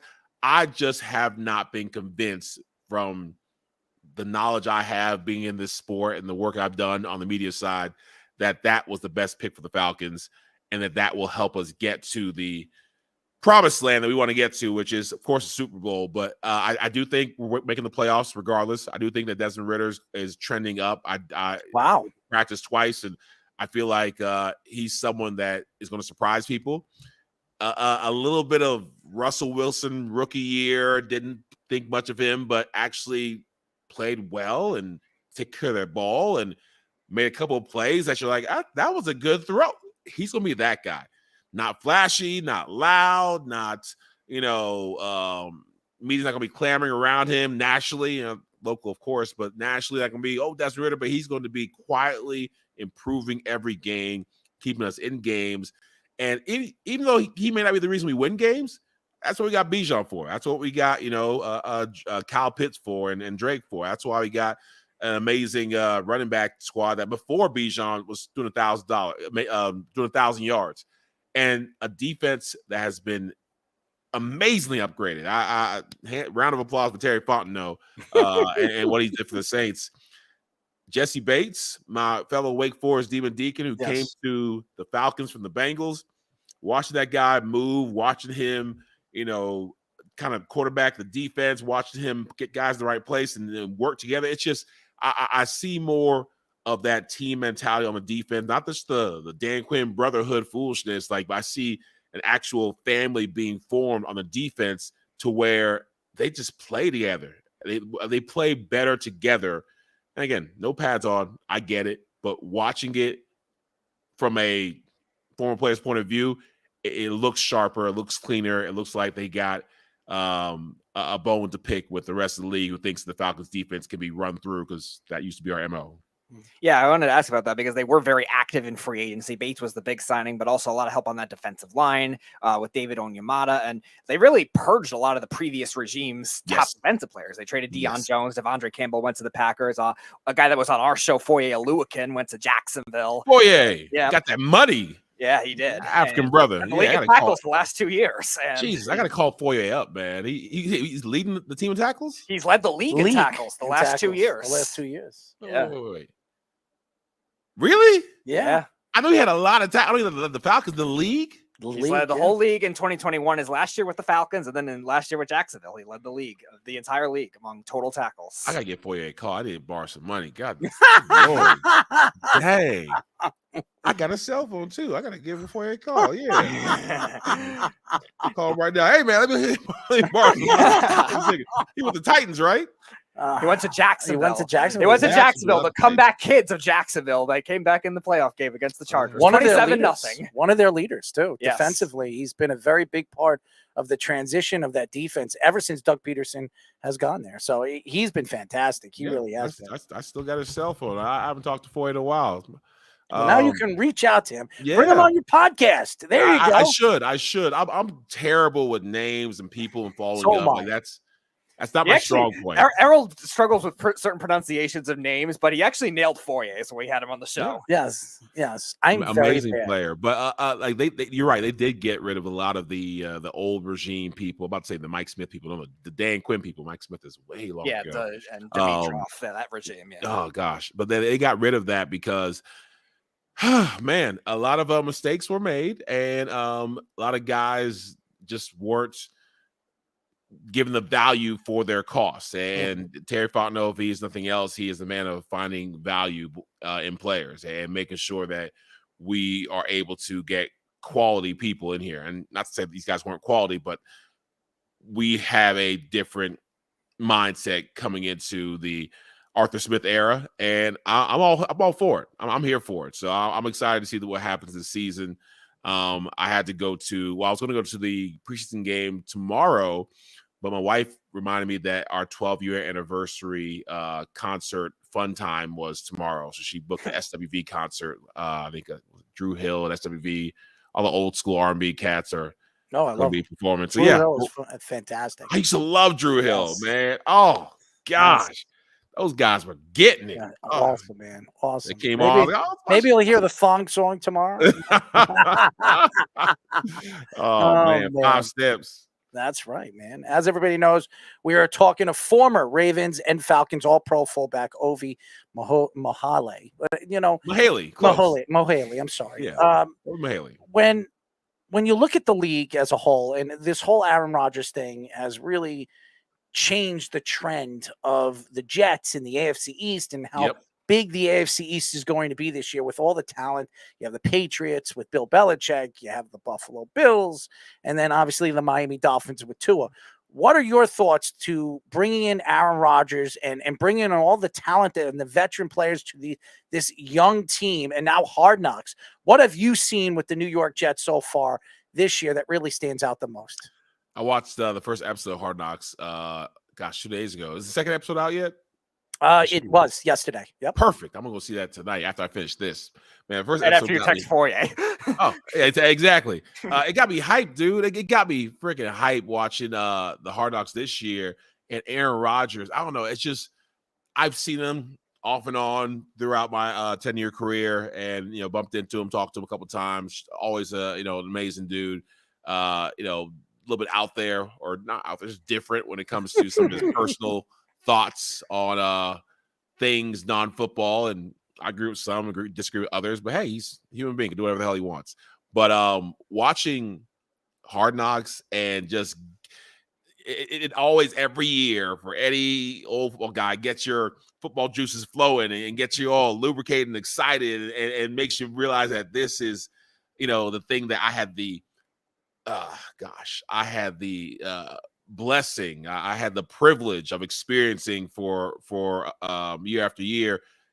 National League football, NFL football, National League, National Football, National whatever, and National Football League. Yeah, there you go, National Football League.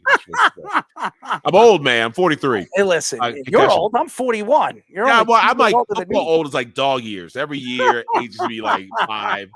But it made me realize that, hey, not just Aaron Rodgers, not just the Jets, but they're really upping their game in that conference, in that division, because they're not playing around when it comes to the games they're going to win. I never, and for a long time, have never seen the Jets as a contender, seen the Jets as something or someone to fear. Oh my gosh, the Jets are coming to town. They actually said it in the Hard Knocks that no longer will people see the Jets and marked it off as a win, because that's what everybody did. Oh, the Jets are coming to town. We're going to the Jets. Oh, that's a W. Everybody when they're don't tell me, Ovie. Or in the case of the Falcons, they both go to London in the Falcons. I'm a win. Jet fan, and I've been dealing with this, and even being an analyst, and you have to take steps back with your team. And I have taken shots at the Jets. I take shots at my team, and this is an organization that just can't get it right at the quarterback position. And this defense was explosive last year. They're going to be even more explosive this year with the talent and the youth that they have, and even the veteran players they have. And that's what really stands out to me is the defense. If the defense could hold up and they can run the ball with Dalvin Cook and Breece Hall, having Aaron Rodgers run that offense really changes the dynamic of what this team could be.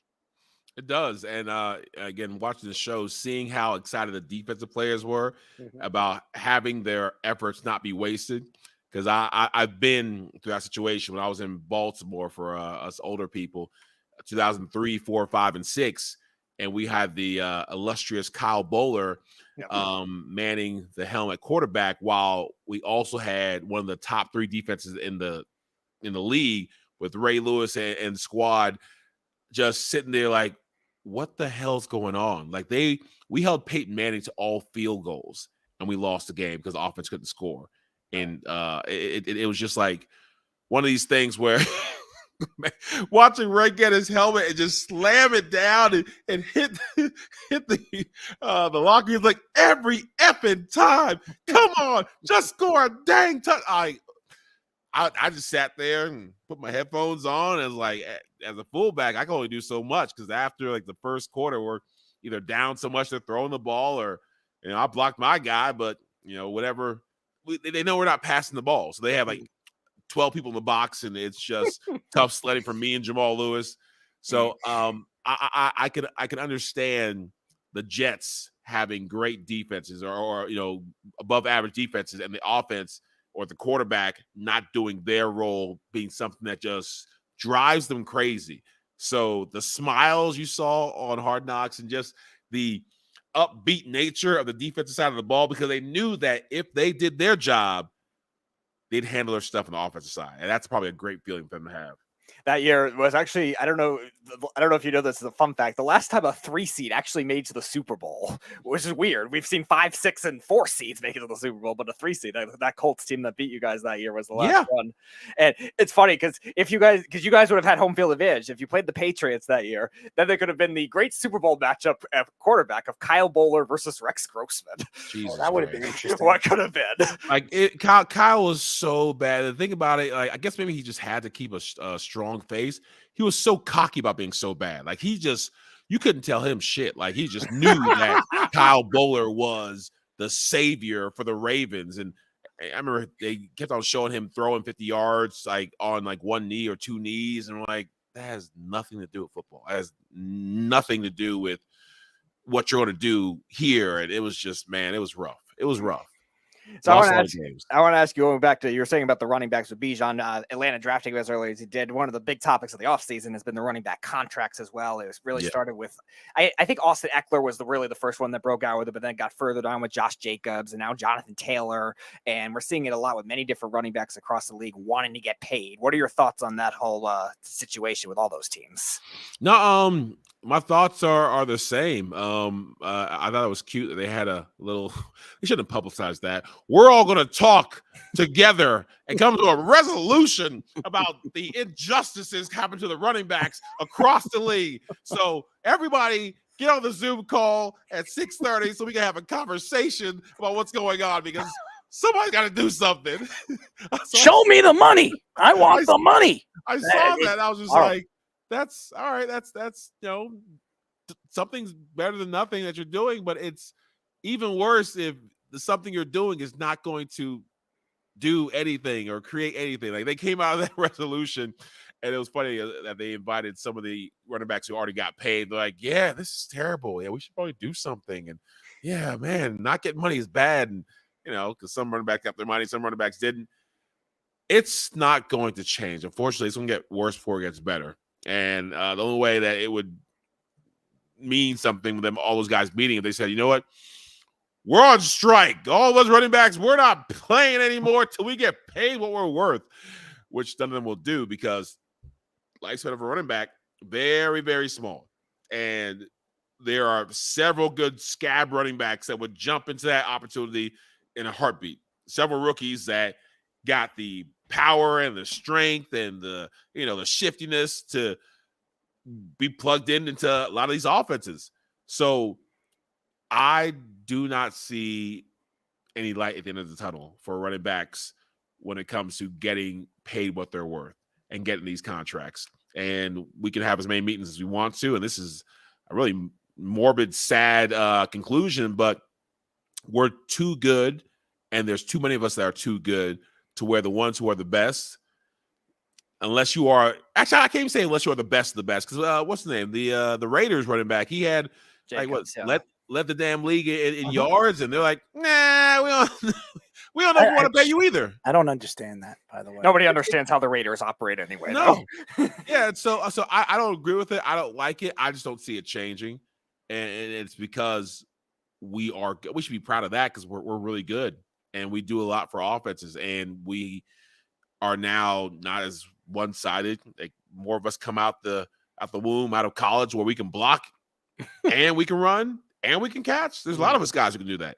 So they're not oohing and on about some of the top running backs in the league. So I am interested to see how the soap opera ends, but I don't think it ends up well for the RBs. Just don't have them block at center like Ezekiel Elliott on the final play of the playoff game. Yeah, that's not what you want. Wow. Again, Dak did something stupid too. So nobody's denying that. Yeah. Everybody hates on Dak. I feel bad for the kid. I really do. heard Dak's got talk about hot seat. I heard he's out after this year. Like they're gonna find somebody else to do what he does at a cheaper rate because they can find someone to lose playoff games that doesn't cost as much as Dak.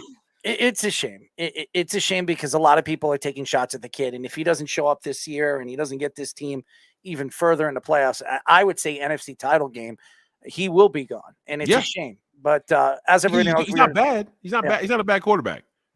We are talking to former Ravens and Falcons All-Pro fullback Ovie Mughelli, and I just want to apologize to you. I cut you off for a second. I just want to make sure that people know who you are. Sure. But I will say this. For all those naysayers of Dak Prescott, and they don't have any respect for Dak Prescott, I understand his numbers don't show or don't stand out except in the fourth quarter when the games are done or they're over. But he has taken this team consistently into the playoffs almost every single year. And that's all you ask for a quarterback. It's not the quarterback's fault that the team can't get over the hump. It takes so many different areas for a team to go all the way to the Super Bowl. You need offense, you need defense, you need special teams, you need coaching. It's not just the quarterback, but the quarterback, he gets the attacks when you lose, and he gets the praise when you win. So Dak is going to be, shock-putted no matter what happens because everybody just don't like him for some reason. I don't understand it. No, you're right. You're right. And oh man, it's the gift and the curse of being quarterback. That's why these guys get paid $100 million plus, because they have to take the blame of the defensive back who got burned in the fourth quarter and they lost the playoff game, or take the blame for that, D lineman didn't get the sack or the running back who fumbled. If you didn't win, it's on the quarterback. Like they'll go to like the two passes you missed in the second quarter and overlook everything else that caused you to lose the game. Or you could have done this and you didn't do that. So Dak is at a place that we would love to be at, in the mix every year. Like if you said the Falcons could be in the playoffs every year and have a chance to go to NFC Championship, we would say, yeah, we'll take that. We'll absolutely take that. But again, Dallas, they have much bigger aspirations. We do too, but they are expected. And Jerry Jones has Super Bowls that expected. What? They haven't won a championship in over 20 some odd years. But they're supposed to win championships. Well, hold on one second, Ovie. They're supposed to win championship games. Why? Because they're the Dallas Cowboys? Exactly. Because they are America's team, my friend. America. Atlanta's never been America's team. The Jets have never been America's team. The Cowboys are supposedly America's team, and they're not supposed to lose year after year after year, decade after decade. It's not very American-y. Well, here's another decade fun fact. After decade. Here's another fun fact for you. What was it? They won the last championship. What was it? 96. And that was also the last time they made the conference championship game. They're one of, I think, 7 teams. The Commanders and the Lions are the other 2 teams of the NFC that haven't made the NFC championship game this century. And then I think in the AFC, it's only the Browns, the Dolphins, the Raiders, and the Texans. No, not even the Raiders, the Texans. That's insane. Think about that. You're Jerry Jones. All that shit you talk, all that bravado, and it's been decades since you've been in a Super Bowl, much less NFC championship. Yeah, They went one of like only 2000? 6 teams. in the 21st century that have not made one. Yeah, it's bad. Not good. Yeah. Yeah. Well, I'm not Jerry Jones, nor do I ever want to be one. Oh, Yeah. I do want his money. There's I'll no take it. question. I'll take his money, his billions of dollars, and the Cowboys are worth. I think the team's worth like $10 billion if they were to sell their team now. I mean, it's ridiculous. I think, if I'm not mistaken, Jerry Jones bought the Cowboys for like, what was it, 50 million or something like that, or 70 million, and now they're worth 10 billion. What an investment! That makes Even the sense. Yankees- I saw Jerry Jones during my my whirlwind. I guess being courted after I left the Ravens, and I had the Falcons, the Tampa Bay Buccaneers, and I had the New York Giants. Actually, they were all in the mix, according to my agent, for my services. And I went to like either the Super Bowl that year, I think it was Super Bowl, and to my family. And Jerry Jones was eating at the restaurant we were eating at, and one of his people was like, Ovie Mughelli. Like, yeah, I'm Ovie Mughelli. Like, oh my gosh, Jerry's a fan of you. I was like, wait, Jerry's a fan of mine? He's nah, because Moose talked to him and did one of the games that you did, and the old Cowboys fullback Moose was telling Jerry, watch Mughelli. He's one of the up and coming fullbacks. And then Jerry's like, oh man, guy's great. We'd love to have him, but they had a decent fullback, and Jerry doesn't like spending money on fullbacks. But he came up to me. I'll never forget it. Came up to me. I got up a seat and I shook his hand. And my mom and dad shook his hand, and he was the nicest guy. He was like, man, I sure wish we could afford your son. I said, you can afford me, Jerry. You can afford me. They paid me $800,000 at the Ravens. And my highest bid at the time was, I think the Tampa Bay Bucks were offering me like $1.5 million. The Falcons hadn't come with their $3 million a year yet, and the Giants were, around 1.5. And I'm like, Jerry, you match anything, I'll come and be a Cowboy. I'm an Emmitt Smith fan. And, I grew up in Texas, Dalhart, Texas, Plainview, Texas. So obviously a Cowboys fan. And I was just like, come on. He's like, nah, you're too expensive for us. I was like, all right, Jerry, I see you. Nice to meet you, sir. Go sit down. Go sit down. Get me excited for no reason. But I did meet him, and I do have that burned into my memory. It was cool meeting Jerry Jones when I used to, watch him in high school. And watch the triplets play, Michael and Emmett and Troy. So it was a fun opportunity. So I wanted to ask, going back to the Ravens, a crazy story about this week. You didn't get to play with him and Michael Orr, but now him suing the family that took him in, the Tuohys, from the blind side, saying that story was fake. He was brought in on not like a traditional adoption and all that stuff. What are your thoughts of that crazy story? My thoughts are I don't put anything past people these days, and I unfortunately am not too surprised because I've met the actor Michael Orr, I've met the real Michael Orr before, just in going to different ESPYs and going to different events, and both nice guys. I know that as an NFL player, we have targets on our backs. But since I've been playing, it becomes targets that get on your back earlier and earlier and earlier, because people are realizing that if you catch them early, if you get in there and you're part of the inner circle, you can make so much money. Not just, the girls trying to impregnate themselves, become baby mamas and never work again in their lives, but like the PR people, the marketing people, the inner circle, the friend, the manager, they're all trying to take money from the player. And I was very blessed in my career that my dad was a doctor, my mom, the MBA, was running his business, and the last thing they were doing was asking me for money. They were telling me, give us money so we can put in a trust so you don't spend it either. I was blessed in that aspect, rather than some guys have people just constantly clawing at them, trying to get a piece of them. And I would hate to think, because I don't know the Tuohys, that's the name. Yes. The Tuohy. I've never met them. I don't know. All I see is what I've seen on the media, and they look so nice in the Blind Side. They were very nice. Sandra Bullock, impersonation of them in The Blind Side. They would never do that, right? Except for the fact that they're humans. And human nature is, unfortunately, I want to believe it's good, but I've seen a lot of people do what's best for them, not what's best for others. So no, I think it's unfortunate, and I think that all people should do is get down to the bottom of it, find the truth, and if he's owed money, if he really didn't get anything from Blindside, which is hard for me to believe, and where I'm confused is that if you're Michael Orr and you have access to lawyers and help, whatever, how are you just now realizing that you didn't get paid a dime on the movie that was all about you? And how did you allow it to go on for this long to where you're now trying to make a stink about it? How could you allow a story to be false about you? And you go to the premiere and family, you invite this family on the stage when you were drafted. Yes. And all of a sudden, it doesn't make any sense. That part. And so I hate to believe, because again, I've defended people and I'm like, this is terrible. And then it ends up being, oh, that was fake. I'm like, ooh, that's bad. Like, who was it? I was like, Jussie Smollett. That's Jussie Smollett. That's so terrible. They did to him. Oh, he was fake. Gosh, dang it. I feel terrible. Or what's the name? The girl who got kidnapped and saw the white baby walking around. I was like, oh my gosh, we got to find her. This is terrible. Then I'm like, oh, she's lying. God dang it. And like, I would never, who would lie about that?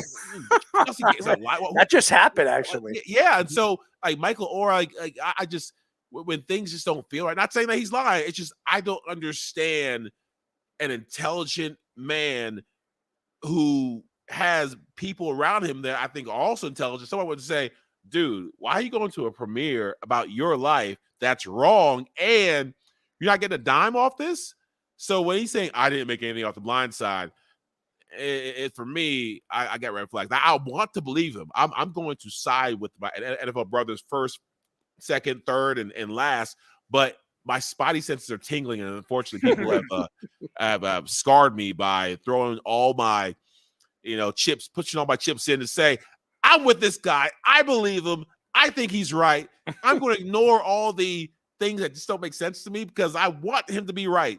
So I'm going to wait and reserve judgment to see what the hell is really going on, because there should be some paperwork and should be some documents, should be able to find out what's going on. But it would be a shame if the Tuohys really did that. Now, I do think that regardless, they knew that the positive financial benefit of being linked to a future NFL player was going to be better than not.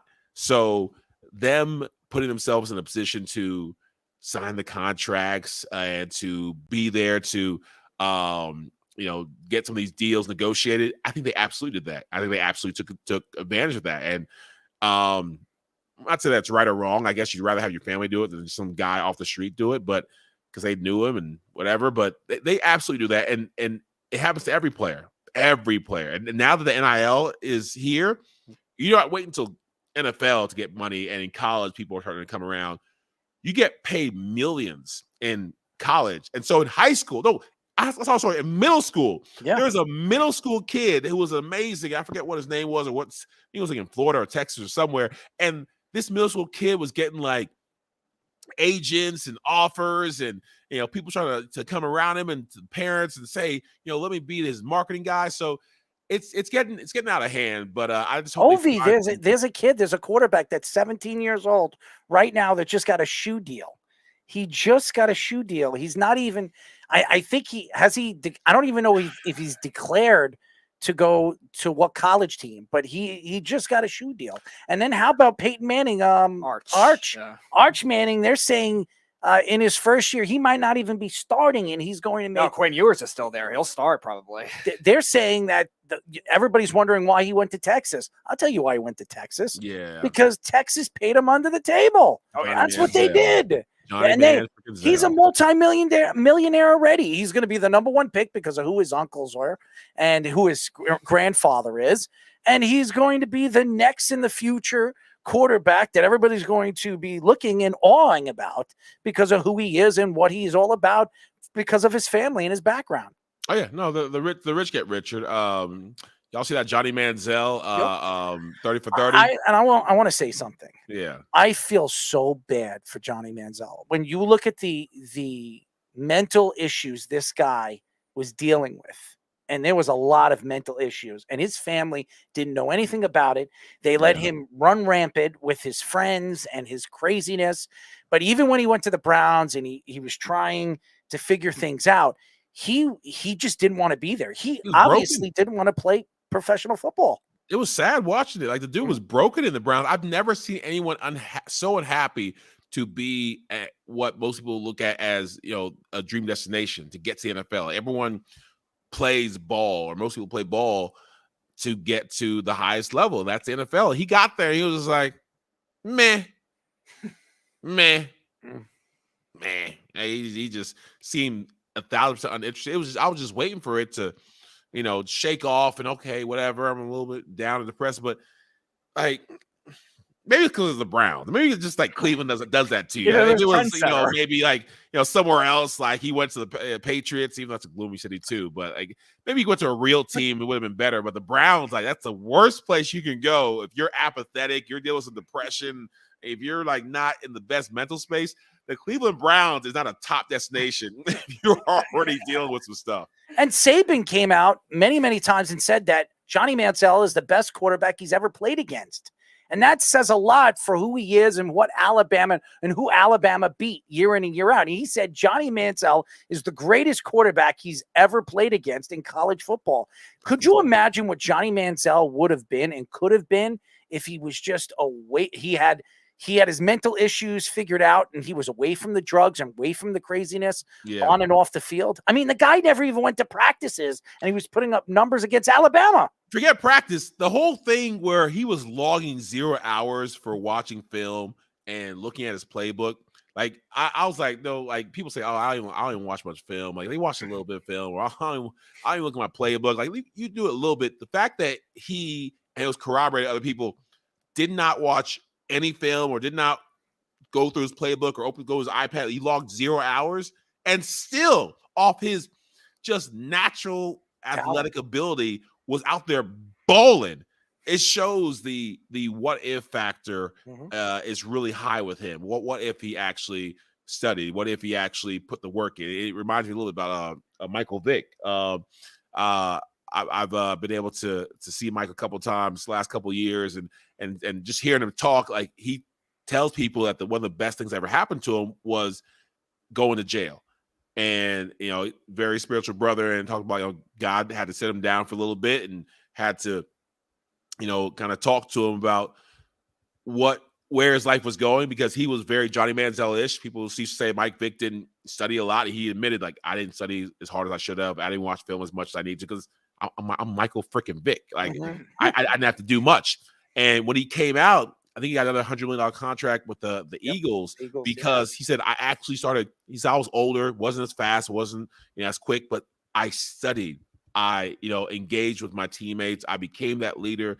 I became a student of the game, and it just allowed me to still operate at a high level. I'm like, too bad Johnny didn't have that wake-up moment. You would think some of the, car crashes and the arrests and some of the stuff would be his wake-up moment, but he's like, it emboldened him. He's like, I did it, got away with it, or slap on the wrist, and I did it still again. Here, it made him like, oh, I can do anything, as opposed to it like really sitting him down, saying, you know what, I need to sober up a little bit because this is an amazing opportunity that people don't get, and I have amazing talent that is generational, and I can use to go out there and do some amazing. That was never his thought. It was just like, wow, I can do anything, and no one's going to stop me. And that was the case. If you are a superstar celebrity athlete, people give you every chance to fail. That's the world we live in.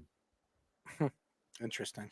I wouldn't know about that. So, you do. I mean, you were a terrified superstar player. But before we let you go, one of the fans wanted me to ask you this last question because I know you've been on for a while, and we really appreciate the time. We always have fun with you on Ovie, but he wants us to ask you, who does he think is the best fullback ever, and why was it James Devlin? So James Devlin, who he thinks is the best fullback ever? Why? That's what he's saying. Oh, he's a Patriot fan. No, James Devlin's great. Everyone goes to Mike Allstott, but like Mike Allstott's not a true fullback. Like that guy was like more of a tailback. He was an amazing blocker, but like just what he can do in a 2-point stance, even 3-point stance, running the ball was exciting. I'm a little biased. I blocked for Michael Turner. And Michael Turner's old fullback was my hero, Lorenzo Neal. And not just how he blocked, not just the ferocity of how he blocked. It was how long he did it at a high level that impressed me. Team after team after team. There are several, Hall of Fame running backs, Pro Bowl running backs that swear by Lorenzo Neal being the best fullback to ever play the game. I mean, Max Strong was great, and there are other guys who are How great. about Tony Richardson? Tony Richardson, for blocking for my boy Priest Holmes. Me and Priest had the same agent, so I trained with a couple times, and he'd always talk about Tony as like just one of the most hard-headed, didn't give a damn type of guy that will out there fourth quarter. We've had him on the show. He's an interesting cat. Yeah, he's been on the show. Yeah, I'm about to hit you guys up, man, because some of these guys I need to reach out to. I don't know. I just want to I want to get them for my podcast. But inner circle with Tony Richardson and Foye on the same show. Yeah. I need to have them on my podcast. I'm gonna reach out to you guys about that information. But I said Lorenzo Neal because I met Lorenzo Neal. I watched a lot of his film. Obviously, I've heard all the stories from Michael Turner about his boy Lorenzo Neal. I just feel like to me, he's one of the GOATs when it comes to fullbacks. But a lot of great ones out there, and it's hard to measure fullbacks. Like tailbacks, like who have the most yards, who have the most touchdowns, who have the most catches. Fullbacks, and I hate when they put tailbacks who are fat into the fullback realm and say, well, he's a Pro Bowl fullback because he had so many yards and he had so many catches. That guy is a fat, slow tailback, so they put him at fullback, but he can still catch and do other stuff. But it would drive me insane the years I missed the Pro Bowl because they gave it to some fat tailback or a tight end who were playing fullback. Defensive tackles too. A lot of teams. The tackles they're different. Like I think a fullback has to be a blocker first. Like then that's a fullback. If you can catch and run, great. You didn't like the Fridge from the Bears? He's cool. I don't know if he's a fullback, but so the D tackles that come along and play fullback, I always look at them sideways. I'm like, yeah, you do a jumbo package and you go down that's great. But do you have the finesse? Do you have all the tactics? Do you have the skill to be a real fullback? Now I do like the Ravens fullback. He's really upped his game. Was it Pat Ricard, who, like I said, is a converted defensive tackle. So. Oh my gosh! But he's one where I can respect as a fullback. Because he has done it the right way, and he's not just like a gimmick. He's not just a goal line guy. He can play from beginning to end, from pass blocking. Gotten better at catching the ball, better at running the ball. I'm like, you know what? He needs to get paid like big money, like Kyle Juszczyk money, like $5.5 million a year. I think did he get a new contract? I don't know if he's still in the last year of his current one, but it was a nice one for a fullback. Like we're considering, like you were saying, they don't want to pay tailbacks. What does anybody think they're going to pay fullbacks for? Somebody was telling me that like back in 2007, like when the Falcons broke me off, I was making $3 million a year, and like the second or third highest paid fullback is making around $3 million a year, and it's 2023. So the top fullbacks are making what you were making in 2007. It hasn't caught up with inflation or cost of living. How these guys survive, and I was like, yeah, it's rough being a fullback, but hey, Hey, listen, if it's rough making $3 million, give me the money. Yeah, I mean, we're the lowest paid position in football, so hey, $3 million. I'm going to cry about that. Do not slander the slime king, Kyle Juszczyk, like that. Oh man, I don't think I'll ever see $3 million in my pocket at once in my lifetime. You can. I mean, this podcast I'm just throwing a curveball over here. I mean, I'm not Stephen A. Smith yet. When that happens, maybe I start, showing. They could start showing me the money. But any day now, any day now. Well, hey, listen, Ovie, you can join us, and we could do it together, my friend. I like it.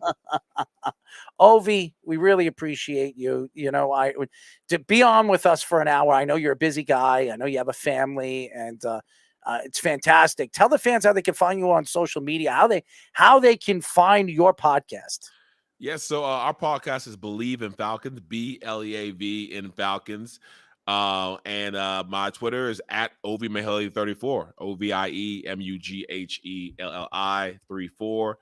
Love to talk to y'all. Love to, talk more football. This is something that, I've done. My main job is medical sales. Like my dad's a doctor. I work in medical sales, but I used to do some TV and radio, like heavy with Sports Illustrated and CBS and ACC Network, and I called games when I just got out the league. But now, helping doctors is fulfilling. But I had to scratch my little, TV, radio, sports itch with the podcast a couple years ago when Dion and Jamie Dukes asked me about the Believe in Falcons opportunity. I said, pick me. Like it's unpaid. I'm like, nah, I'll still do it. And so I think you're great, and I think you should really get your foot back into the door with this, because I think your personality, your voice, and what you know about the league could absolutely help even some of the youngsters that are trying to follow the sport and understand the sport with the new rules and educate them, because these older players are the ones that should educate the newer players in the league today. I agree. No, I'm gonna do that. I told my guy, Will, he's like, "You gonna take it serious this year?" I was like, I think so. Yeah. I was like, yeah, I'm about there. As long as the wife approves to it, right? Yes. Yeah. So she gives me like an hour a week to do my podcast and have fun. So you've been on for an hour with us, so hopefully she doesn't chop your head off. Nah, we're good, man. But thanks for having me on, guys. Absolutely. I really had a good time. I really appreciate it. We appreciate you, man. And we'll have you on very, very soon again. We were just speaking to a great guy and a guy that we've had on the show before, and finally have him on again, former Ravens and Falcons all-pro fullback, Ovie Mughelli, a fantastic personality and a good person. And as you hear, after the NFL career, he's doing, medical sales, and his father was a doctor. His mother has an MBA. It's crazy. But that's success. If you work hard and you want something bad enough, you can get wherever you want to go. And as well as what we do here on our show, the Sports Lab Outs, we try to bring in personalities and obviously for the fans to see the difference in Hall of Fame, great players, and even great analysts from all over the country, and get a chance to come on a platform and talk sports. It's great. And Ovie's fantastic. Thank you, Ovie. Thank you. Ovie Mughelli. When we come back, ladies and gentlemen, we will have finally Mr. Reno Johnny. Yes, he's not playing basketball. He's not coaching football. He's not sweating. He's not sitting on his sofa. He's not hanging out with his kids. No, or his dogs, by the way. He will give us his parlay picks of the week when we come back here on the Sports Lab House. It's the Worldwide Sports Radio Network.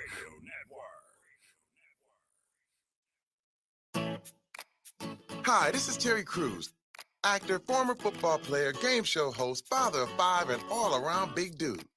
I'm also an expert on drama. I know all kinds of drama. There's the good kind that comes with having a house full of kids. There's the bad kind, like season-ending injuries. There's the necessary kind, like having an agent in Hollywood. And there's silly drama, like the drama around my percolating pectorals. And then there's the drama you can skip. Skip the drama that comes with not having your high school diploma or equivalency. Find free adult education classes near you and finish your high school diploma. Visit finishyourdiploma.org. Or text diploma to 97779. Message and data rates may apply. Reply stop to opt out. That's diploma to 97779. And leave the drama to actors like me. Brought to you by the Dollar General Literacy Foundation and the Ad Council. You're listening to the Worldwide Sports Radio Network. This is the Sports Loudmouths. 631-672-3108 is the number to call. You're listening to the Sports Loudmouths. I'm your host, Errol Marks, my co-host, Speedy. Petey, go to our website at www.worldwidesportsradio.com. Check out all our shows throughout the week, including the Loudmouths, which airs every single Wednesdays and Thursdays at 9 p.m. Tune in to the Worldwide Sports Radio Network by going to www.worldwidesportsradio.com. And now, ladies and gentlemen, we finally have Reno Johnny. He looks a little tired, but he's here as we call this segment, Let's Parlay. Parlay, ole, ole, ole.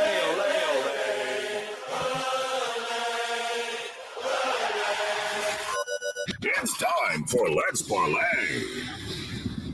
All right, Johnny boy. I know you look really, really tired. It looks like you're very, very busy. I mean, you have a newborn, you have dogs, you have a wife. I mean, you're betting, you're coaching here. So I know you're busy. So are you ready to give us your top 4 picks? Yeah, let's go, man. I'm ready. Yeah, been a long day today. All right. So what we're going to do is I'm going to give you I'm going to give you the reins here. I am not doing any picks this week. Okay. I'm gonna let you give us your top 4 picks. Are you ready? Where did I go last week, by the way? 2-2. 2-2, like me. It's Like terrible. me. It is Terrible. but it's okay. Okay, yeah, let's start tomorrow. Let's get in on the action here on the MLB. We'll take a game one. It was a postponement today between the Guardians and the Tigers, which was supposed to be Scooble and Xavier on Curry. I think they pushed Curry back to game 2. They're going to give the ball to Gavin Williams. So you're not going to get 8.5. You're going to get about over under 8. I would take it now because I feel like this number is going to drop to 7.5, maybe 7 by the morning. Tariq Skubal, who's had a couple bad starts on the road to start the year. He's only had a few starts in all. Really good, dominant left-handed pitcher. Has had really good outings, including against the Rays, and they were doing well. So this is a team that I don't really like their offense. I think their pitching is good, and I stick by this. Even though the Guardians have in the last couple games scored some runs, I stick by it. I do not like their offense. I think Gavin Williams is a good young prospect for them. They still rank top 5 in bullpen, even after giving away some pieces. They still got Clase, who's been pitching really well. So I like the under 8. If you grab it now, definitely try to do that because I think by morning it's going to be way gone, maybe even down to 7, which I typically, if it's 7, it's a auto over. The way I bet, it's kind of weird. More than typically. So I would try to take that now. We'll stick in baseball here, and we will take it to get my notes up here. Sorry. There we go. We will take the Royals tomorrow in a spot against the Cubs, plus 165. A couple things here. Jamison Taillon, definitely not the pitcher they expected to get when he came over from the New York Yankees. He has not been good. He's probably been their worst pitcher that's got a certain spot in the rotation.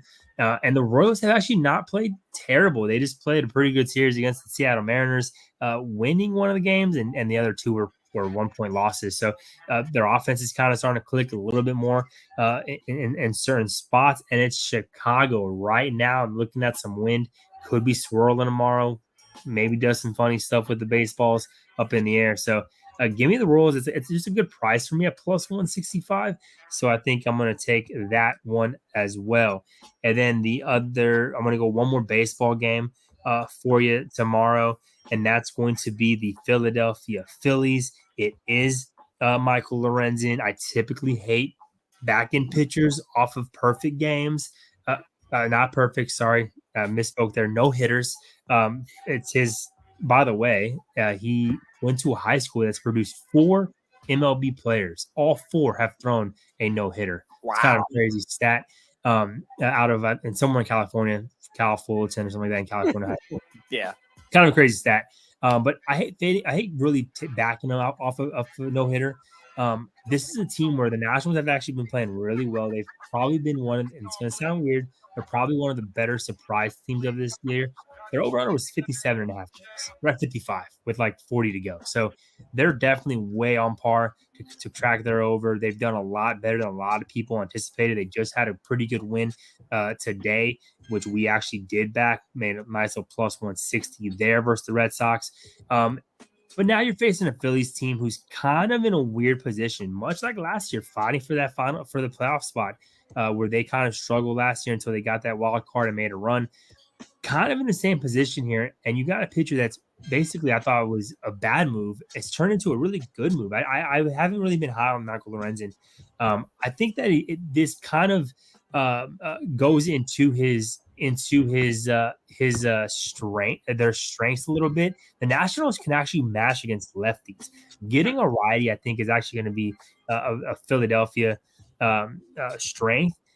You can, if you want to do run line. I'm just going to play it safe. Give me the minus 180, 85. Give me the Phillies. And then I got one play. It's in the UFC. This is a pure, I'm going to say it. This is a pure value, I think. Plus 205 on Sugar Sean O'Malley. And it's probably not a very popular play against a lot of fighting sharps. Aljamain Sterling comes in at minus 200. Probably better fighter in a lot of aspects. I just look at the way Sugar Sean came up. He was supposed to be the next hot thing, the next Conor McGregor, and he kind of has been in a way because people do watch his fights. I think that he has the potential to throw something that could get to Sterling. This is a pure getting plus 200 on a fighter that let's be honest, the UFC, if they were to choose, they probably want him to win. Of course. So this is because that's their moneymaker. So I think if anything kind of gets close, if anything is a little bit where it could go either way, he's definitely going to get the advantage there because this could be their next moneymaker in the UFC, getting a title and taking away a title, because I want to say this is Sterling's third title defense. Yes, this is a huge a fight for him. It's a huge moment for the UFC and what they can make Sean O'Malley, and you can kind of start getting into that Conor McGregor stuff. At the end of the day, I think Conor McGregor not necessarily the best fighter, but when he won, people watched, and when he fought after that, people were watching. Win or lose, people wanted to see Conor. He's McGregor. The best marketer for his product. No Correct, question. And I think that we're kind of in that realm with Sean, and I think that's why like plus 205, getting good value. That's going to be my play on Saturday.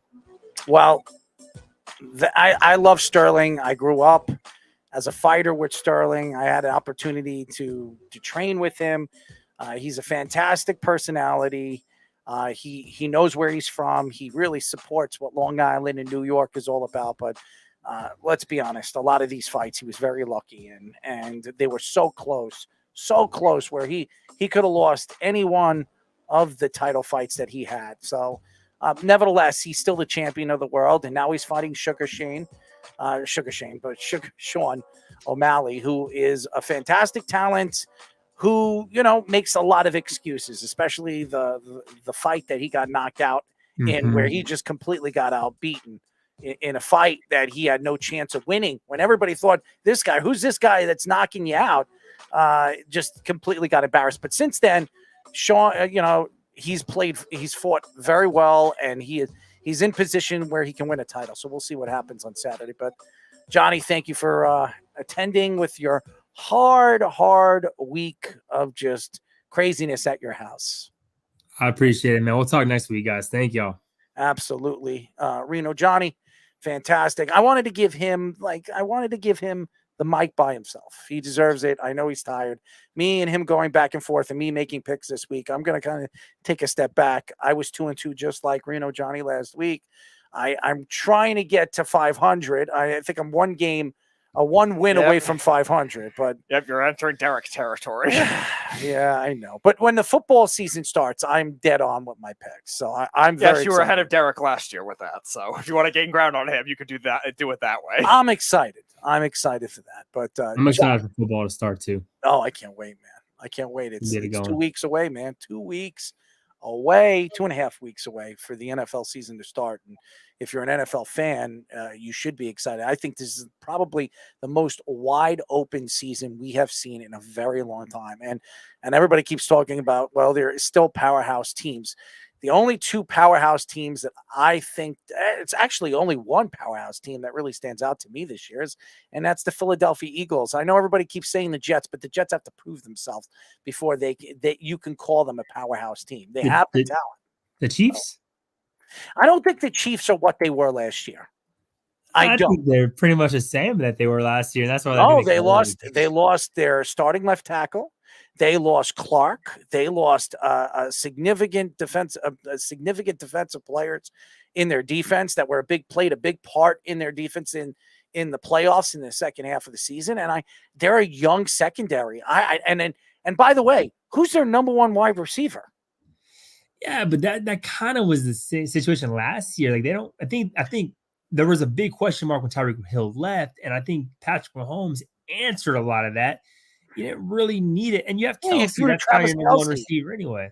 Everybody knows he's throwing the ball to Travis Kelce. When teams start to figure out how to stop Travis Kelce or hold him to a limit of scoring, what is he going to do? He doesn't have Mecole Hardman anymore. He's not on the team anymore. Yeah, but I think they'll be all right. They'll be there and they'll be in the I mix. don't think they're as big of a powerhouse like everybody else thinks. And as a matter of fact, there's a lot of people that picked them not to make the playoffs this year. So I'm not saying playoffs. Yeah, there are people that don't think they're going to make the playoffs. The AFC is so open that all Kansas City has to do is get into with all the talented teams. Look, you have to play the AFC East. They got to play Miami. They got to play the Jets. They got to play Buffalo. They have to play the Patriots. They're going to have to win at least 2 out of those 4 games, and it's not going to be easy. It really is. And their first game, I think their first game in the AFC East at their meet is the Jets, and that's, I think, Sunday Night Football. So it's going to be interesting. It is. I don't think the Chiefs are what everybody thinks they're going to be this year. Usually a team that wins the Super Bowl doesn't play as well the next year. I mean, when was the last time we've seen a back-to-back champion? Patriots. The Patriots. 03, 04, right? Yeah. It was a while ago. It was 20 years ago. So I don't know. The Chiefs did make it back-to-back, but they lost against Tampa.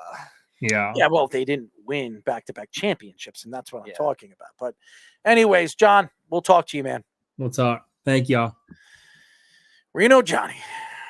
It's interesting. I don't know what's going to happen this year. And that's why I think this football season is going to be something for all us fans to sit down and really enjoy, because I have the football package. I'm going to watch every single game this year because it's wide open. And maybe the Falcons are a surprise team. Maybe the Saints are really as good as people have chosen them to be this year with Derek Carr. Derek Carr looks really, really good right now. Everything that I've heard in training camp, he looks fantastic. So I guess when you look at what we have seen so far in mini camps and obviously preseason games, it doesn't really show what these teams could and might be when the season starts, but it's wide open.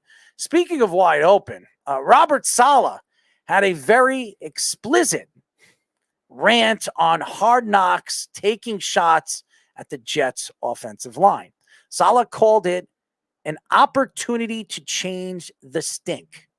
And none of the offensive improvements matter until the big boys up front change who they are. Aaron Rodgers said his concerns of the Jets offensive line was pretty low and said, we've got some time. The Jets were without Lincoln Tomlinson, Dwayne Brown, Elijah Vera-Tucker, 3 Pro Bowl players in the joint practices this week against the Buccaneers. Robert Saleh also had Mekhi Becton practicing with the second team this week, despite all these injuries. The Jets canceled the joint practice with the Buccaneers today, forcing Tampa to have a practice at the Giants practice facility. Let me say something. Jeff reached out to me today, and he says, what a stinky organization, what a terrible organization the New York Jets are, because they didn't want to practice with Tampa. Tampa flew up here. The Jets knew about this, and they were supposed to have 2 days of practice together, or at least give them one of the fields so they could practice and run, obviously their mini camps over there at, Jets One Drive. The Jets didn't want it. And I don't know why. And obviously the Jets didn't want to practice with Tampa because of the injury problems. And the Jets have had quite a few so far in the mini camps, and they just want to protect the players. But I think Jeff is right. When you invite a team up from wherever they are, from Tampa, from LA, wherever they're coming from, Texas, you have to give them a field so they can practice. Even if you don't want to practice with them, that's fine. And bravo to the New York Giants. That was very nice of the New York Giants to give the Buccaneers an opportunity at their facility to practice and do the things that they need to do to get ready for the Jets for Sunday, for the preseason game.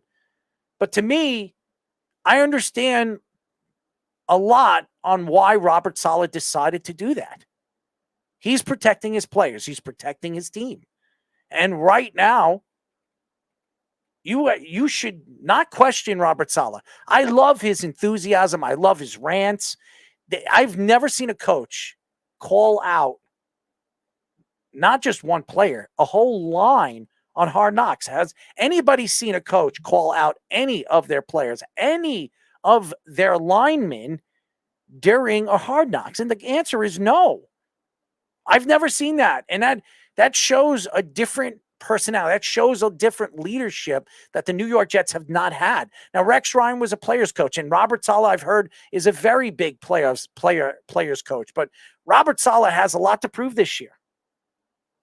And if the Jets don't make the playoffs this year with the talent that they have, bringing out Rodgers, bringing Dalvin Cook, if they're going to trade for a piece here and trade for a piece there and save $30-something million for Aaron Rodgers to cut money out of his salary so they can bring in more players and they can't make the playoffs, Robert Saleh is going to be looking for a new defensive coordinator job because he's not going to be the coach here in New York. Yeah, last year I was mentioning a lot of things with the stubbornness of the coordinators, and Robert Saleh has always been that way with his defense when it comes to the system that he runs to, and that's why they brought in all this pass rush depth. They brought in specific player types, and they rotate their pass rushers, which, again, might have hurt some players' development like Jermaine Johnson last year, maybe Mark Clemens at certain points last year. But even so, you look at Robert Saleh as a head coach, he's good. I'm not going to say he's great, but like he still leaves a little bit to be desired. We look at Joe Douglas, like I think he's established himself well as a GM, as a good GM.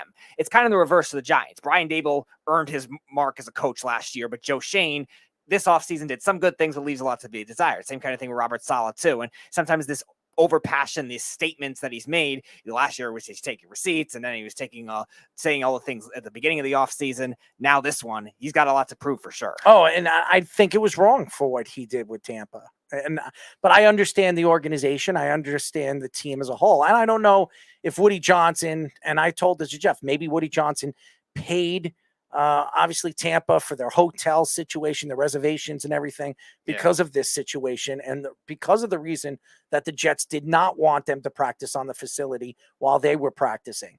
But again, I don't know what the truth is. I could understand why a lot of fans would come out on social media and attack the New York Jets organization for doing this to the Tampa Bay Buccaneers. They're not a team that you have to worry about. They're now a team that is going to start from the bottom and work their way to the top. I expect them to trade their linebacker, a superstar in White, sometime this season, probably at the trade deadline, and they're going to rebuild. I could see Evans being traded at the trade deadline.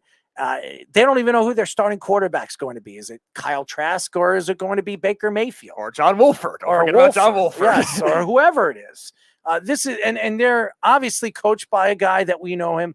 We know him to be as a head coach very well. So Todd Bowles is not something that you're going to jump in and be happy about. So again, I don't know what this team is. And I obviously don't know how Robert Saleh is going to coach a bunch of veteran players that he brought in, where you have a bunch of rookies that you expect a lot from after having the seasons that they had last year.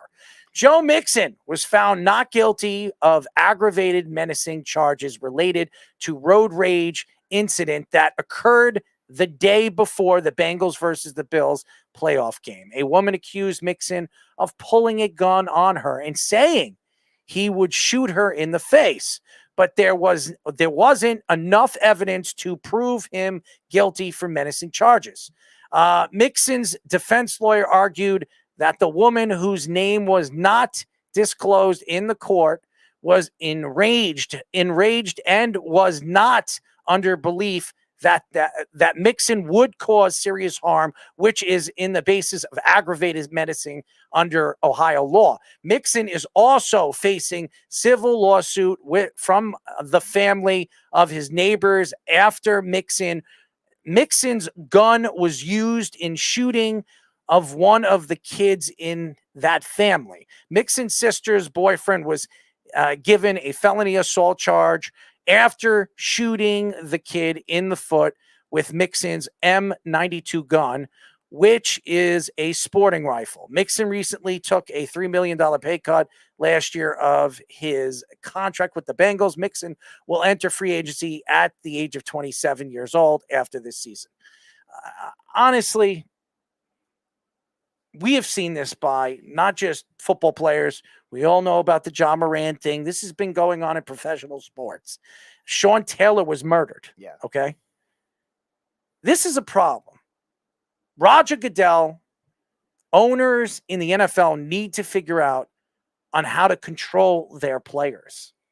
on their teams and their organizations. Joe Mixon is a star running back. He's one of the top 10 running backs in the NFL. He's one of the leaders of the Cincinnati Bengals. As a matter of fact, one of the captains of the Cincinnati Bengals. How does a captain do something like this above? He believes he's above the law, above his team, and above his pay grade. And this is something that the Cincinnati Bengals need to understand.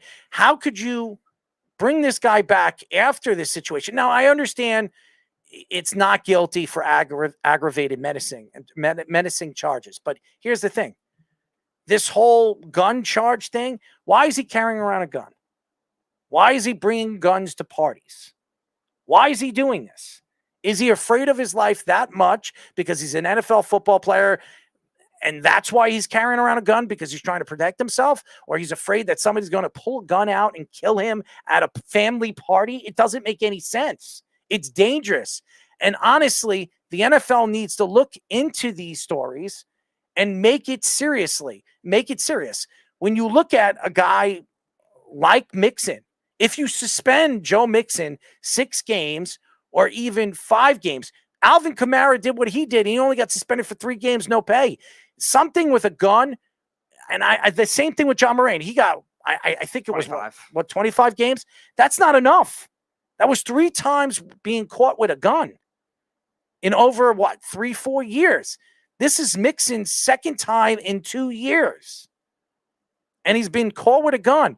How could the NFL let this guy play a full season of football and obviously making millions and millions of dollars on an organization and a team that has a chance to win a Super Bowl and will be a face of the NFL if the Cincinnati Bengals make the playoffs, and he is a big part of their run all the way to the Super Bowl? Yeah, why would he carry it in his car, too? That doesn't really make much sense either, because if you're carrying a gun in your car, that means you're either sporting yourself as a criminal or you're a cop, which clearly Joe Mixon is not thought of as either one of those kinds of things. So there's no point in carrying a gun in the car. Yeah, everyone has road rage. Oh, fine, understandable, but whatever. There's no need to carry a gun. And then you're having your sister's boyfriend go to a neighbor's house that has young kids in it with a sporting rifle. Like, seriously. And Carl's right. How does a player get suspended for a whole season for betting on a game? Right.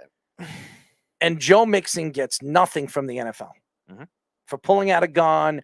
Yes, he obviously is not going to get in trouble because he was found not guilty. But this isn't the first time he's been caught with a gun. And it was his gun that went off at that party. Right. So the NFL needs to look at this story. The whole Alvin Kamara, look what they did. They've ruined so many careers. Look what they did with Ray Rice. Ray Rice never played football again. There are players that have done some nasty things in the league. And there are players that could be forgiven because they went out there like Ray Rice and trying to fix up what he did and what ruined and what rubbed his team and his face in the mud when he knocked out his now wife in the elevator at Atlantic City. To me, this is a story that needs to be heard from the NFL. Roger Goodell needs to step in and figure out, why is Joe Mixon? Why are my players carrying around loaded guns? Are they afraid of their lives? If they are, get them security guards. Have security guards follow them everywhere they go.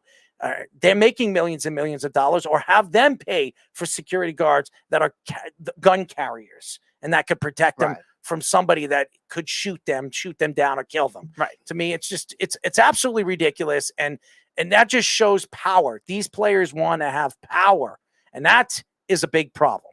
Jeff is on the phone. You want to go to him? Put him through. All right, Jeff, did you enjoy Anchorage Man?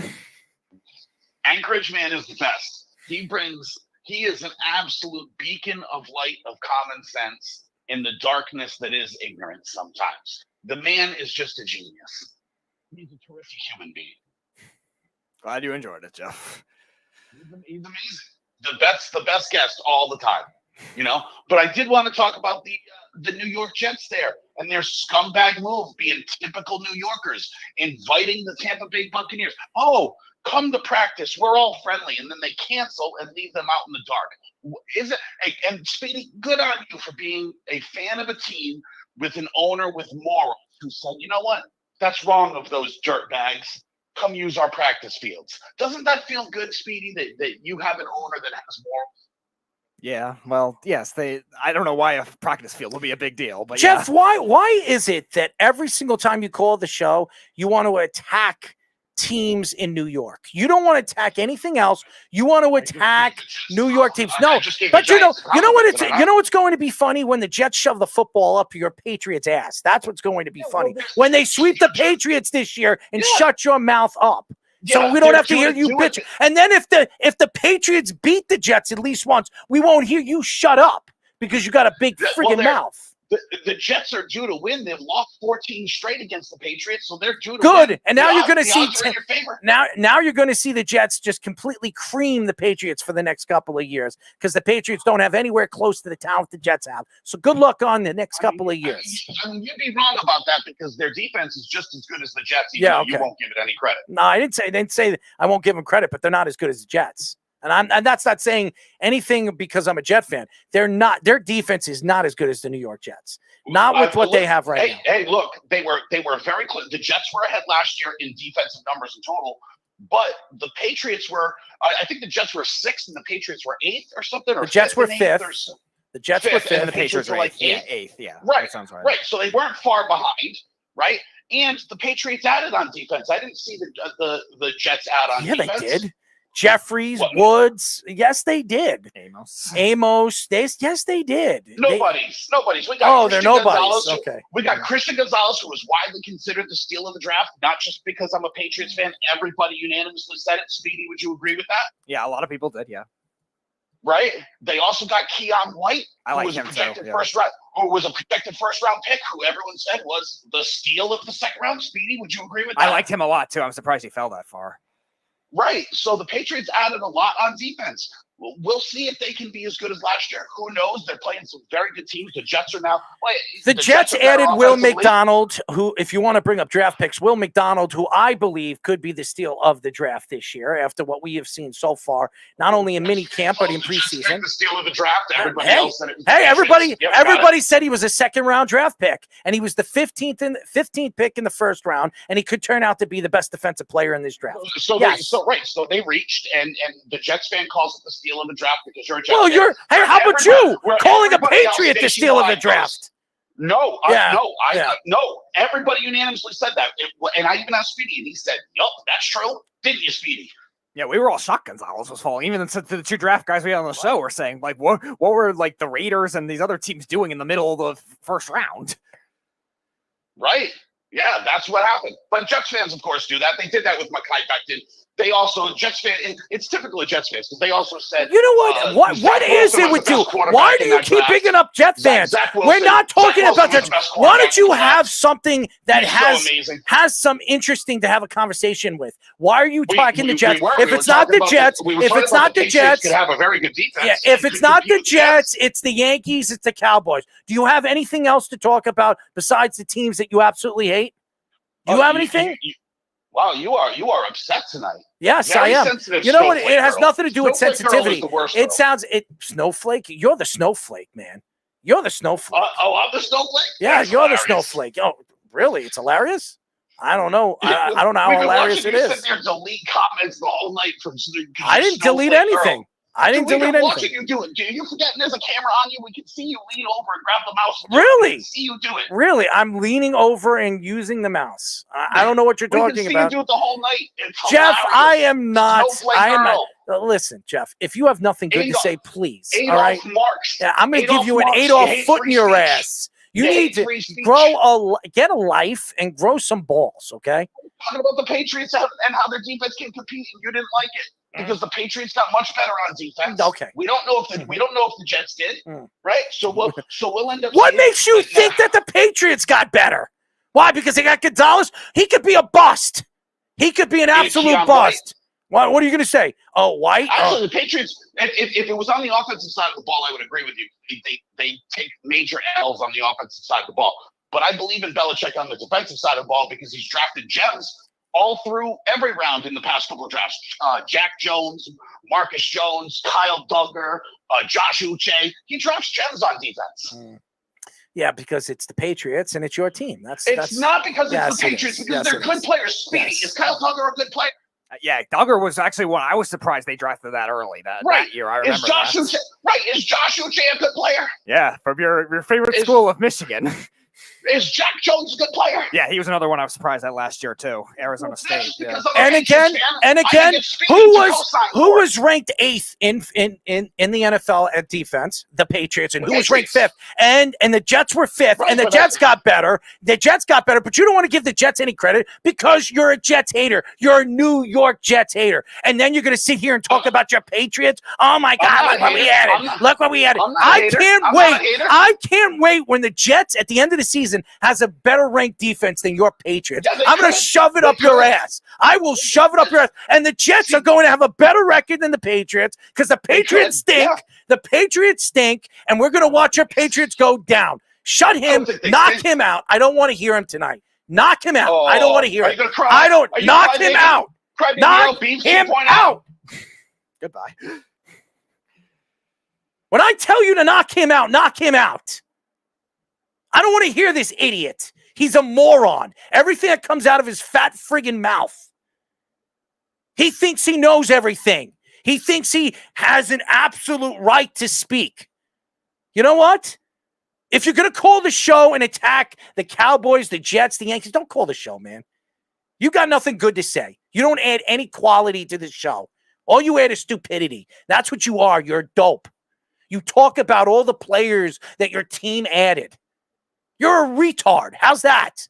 You sit here, you attack Tyler, you attack everybody that's been on this show. Let me ask you a question. You want to talk about a snowflake? You're the snowflake. You don't have the balls to come up here and talk to me like you talk to Tyler. I would come down there and kick the living you-know-what out of you. Okay? You talk all this crap like you're some kind of tough guy. You're a nobody, Jeff. You're a nobody. You think you know more than everybody else. You don't know crap. You talk. You're a complete moron. That's all I'm going to say about this guy. He's not even worth my time. Not even worth my time. And when I ask you to shut him off, shut him off.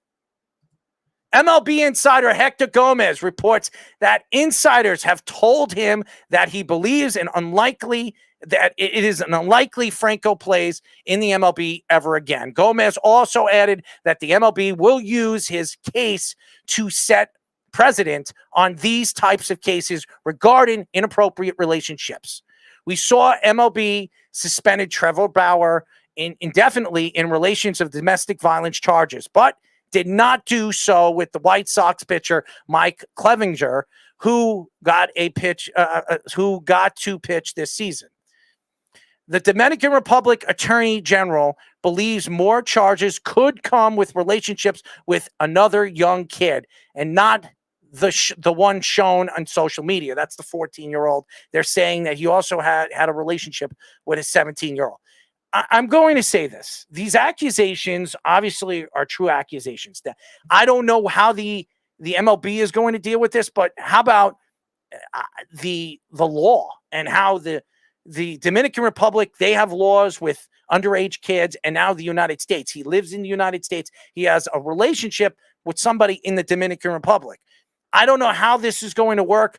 And if these stories are fully true, and I don't know if they are, but if they are true, and there are so many people writing about this story now that it's starting to grow legs, so it probably is true that if Hector Gomez, who's one of the better insiders out there for the MLB, is coming out and saying that he might never play in the MLB again. This is a 22-year-old that just got a $180 million contract. He is probably guaranteed most of that money, so he's a multimillionaire, but it's not about the money.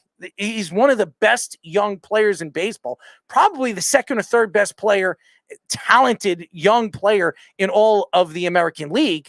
And now you're seeing this situation really start to grow. And I think that with the MLB and with everything that's going on with the organization as a whole, and with, Rob Manfred doing what he is doing with baseball and trying to transition the game of baseball, this could be a huge, huge, huge story in the next year. And I'm telling you right now, if this story is fully true, Franco probably never play a day in baseball again. Right. And you also look at the case of it being multiple as well. This is not the only two that we know of either. They're investigating more even further. We were talking about it yesterday. There were some other ones that were connected with him as well, that were 17-year-olds and maybe even younger than that from his youth as well. Guys that he was 5-6 years younger than, doing it a couple years ago. So these cases are all going to connect at some point too. And if that's the case, that's a lot worse than anything that's been done in the past. Now, I'm not advocating for what Trevor Bauer did or Clevenger, which I thought was disgusting too. That the fact that he didn't get anything was very surprising. I think he only got a month at the beginning of the season by the team, and that was it.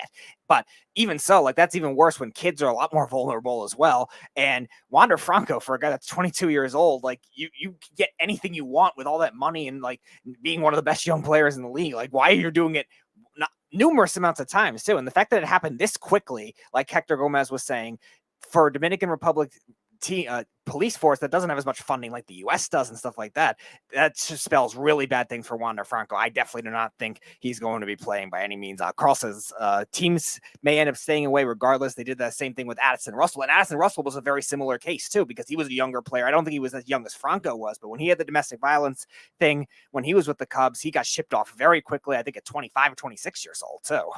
I just think that this story has been something that baseball needs to figure out. And I think you push it to the side until they investigate the story and get the truth behind the story. I don't know what the truth is. And I know everybody's trying to figure it out. These writers, all these different reports are coming out from, different sectors of the MLB, and they're trying to figure out what is the truth and what isn't the truth.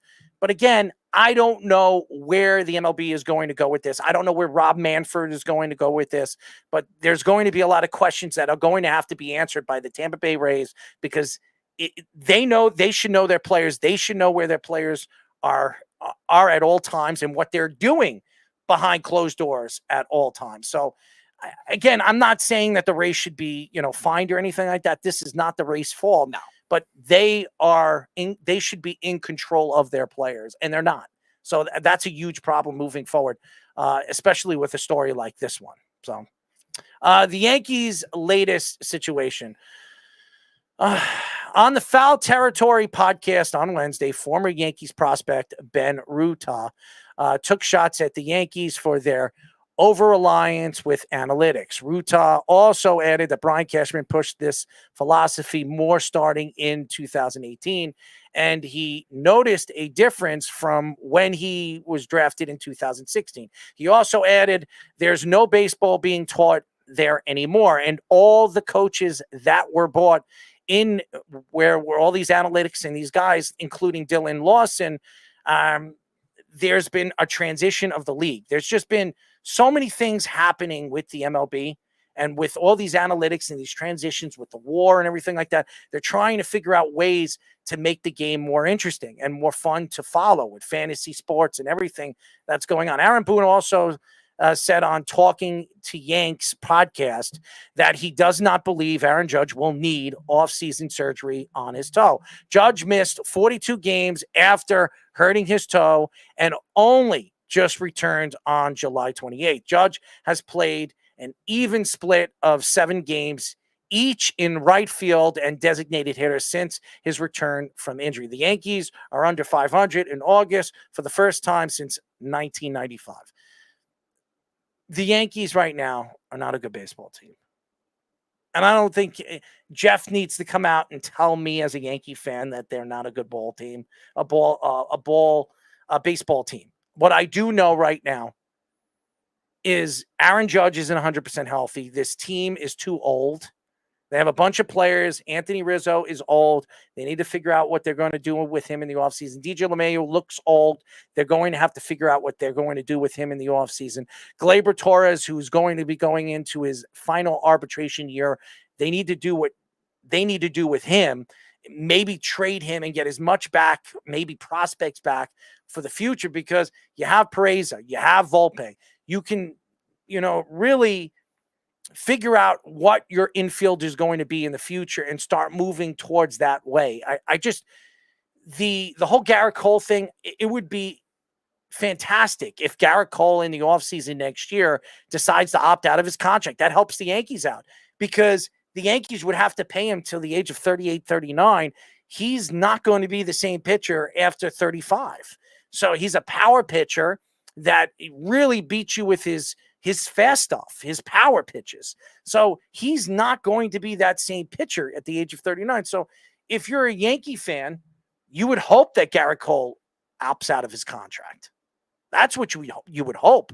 As far as this reliance of analytics and stuff like that, I don't even know who Ruta is. I don't even know who Ben Ruta is. I really don't. So for him to take shots at Brian Cashman, listen, has Brian Cashman been a good GM in the league over the last 2 years, 3 years? He hasn't been. But you have to look at what the Yankees have been over. You see, in 1995 was the last time they've been under 500 in any part of a season.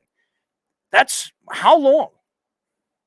That's almost 20 some odd years, 25 years of never being under 500 at any part of any season.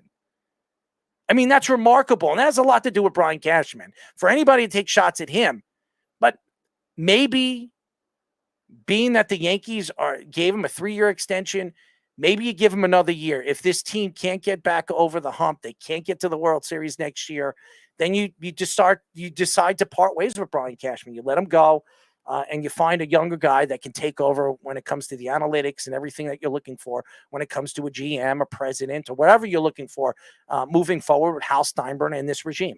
And also you look at blaming the analytics solely as being a big problem too, because other teams have been able to build well with that kind of philosophy too, and also rebirth older players with that kind of philosophy too. I talk about it all the time with the Dodgers. How many older pitchers or guys that were previously struggling in other teams have the Dodgers been able to rebirth and make work for them, even if it's just for the 1 or 2 years?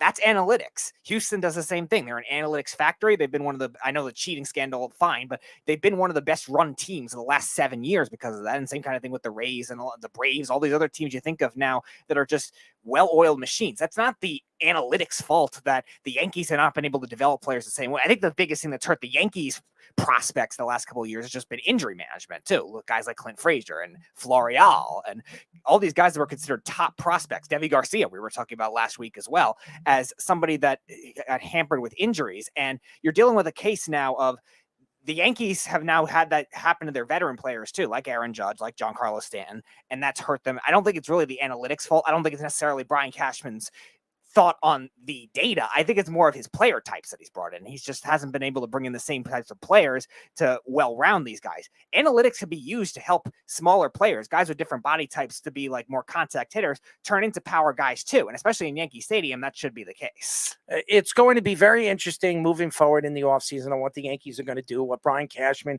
is going to do. I think Aaron Boone is probably going to be looking for a new management job at the end of the season. I think the Yankees are going to have to be looking for a new manager and a new voice in that clubhouse, because Aaron Boone has lost his voice. I don't think any player believes that he is the manager that's going to lead him to the promised land. So you have guys, and I think Mark DeRosa is a guy that I would definitely interview.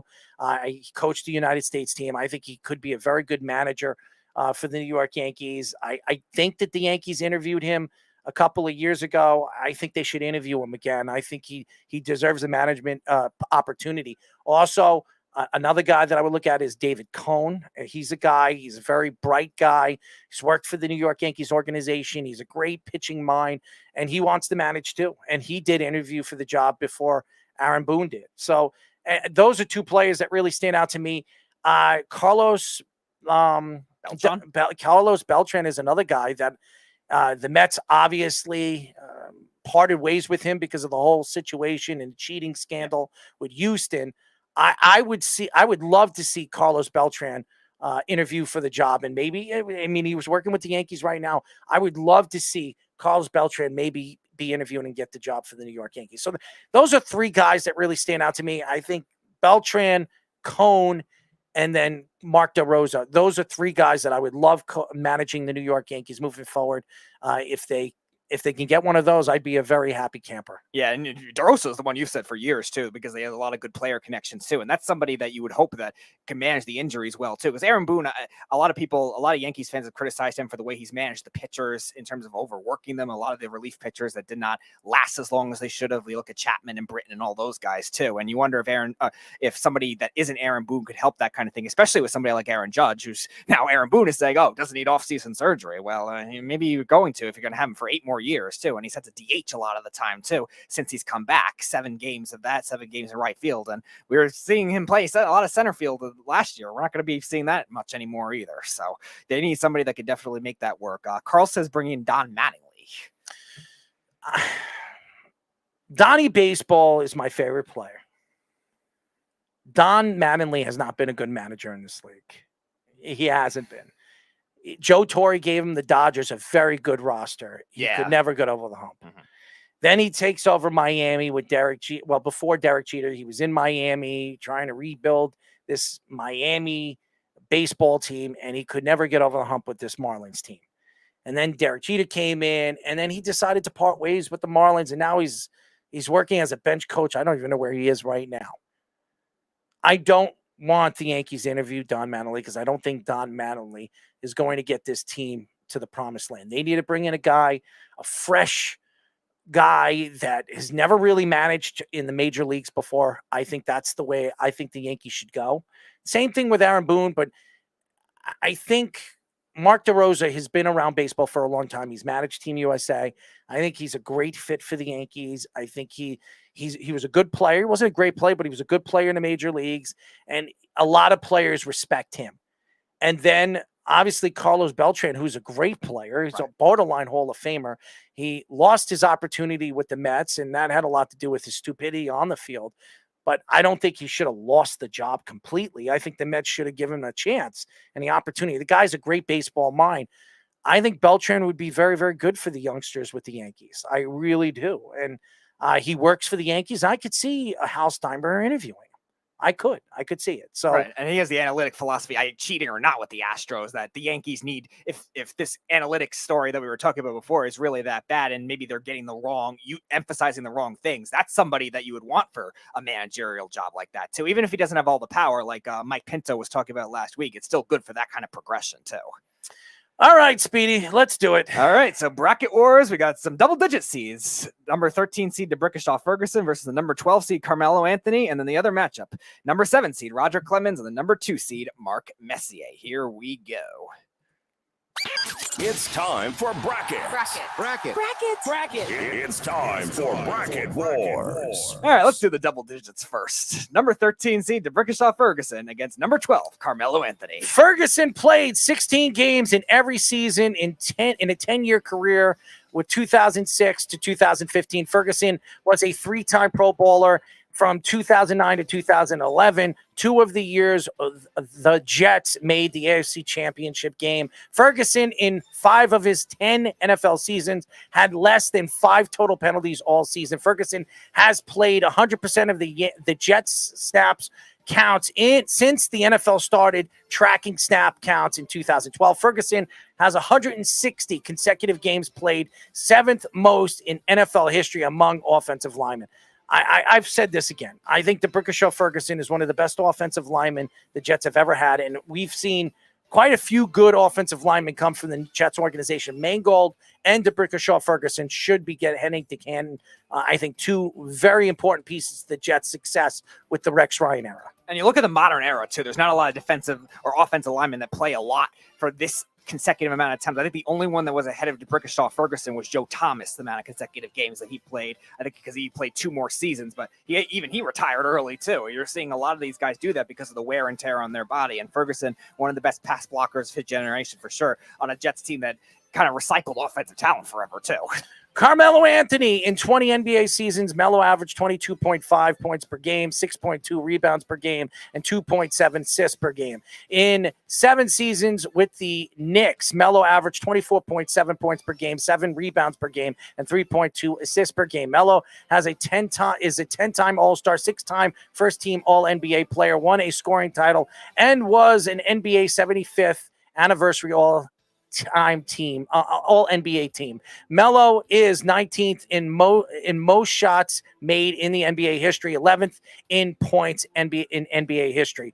In 83 career playoff games, Melo averaged 23.1 rebounds per game, 6.7 rebounds per game, and 2.5 assists per game. I think Melo is the fourth best Knick of all time, behind guys like DeBusschere, Walt Clyde Frazier, Reed, and Patrick Ewing. I would say he's right there, fifth.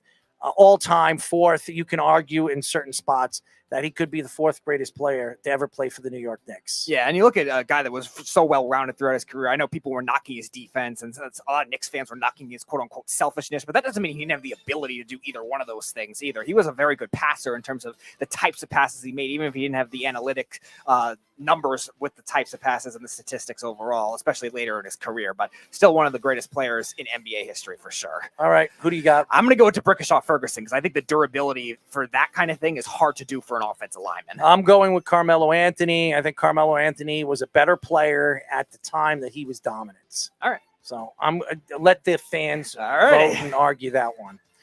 Roger Clemens, the number 2 seed versus the number 2 seed Mark Messier from 1999 and 2003 with the Yankees. Clemens had a 3.99 ERA, 946 strikeouts, and a 1.3 whip in 1,004 innings pitched. Clemens has 354 wins, a 3.12 ERA, a 1.17 whip, and 4,672 strikeouts in 4,917 innings pitched. Clemens had a 3.62 ERA, 1.25 whip, and 98 strikeouts in 18 playoff starts for the Yankees.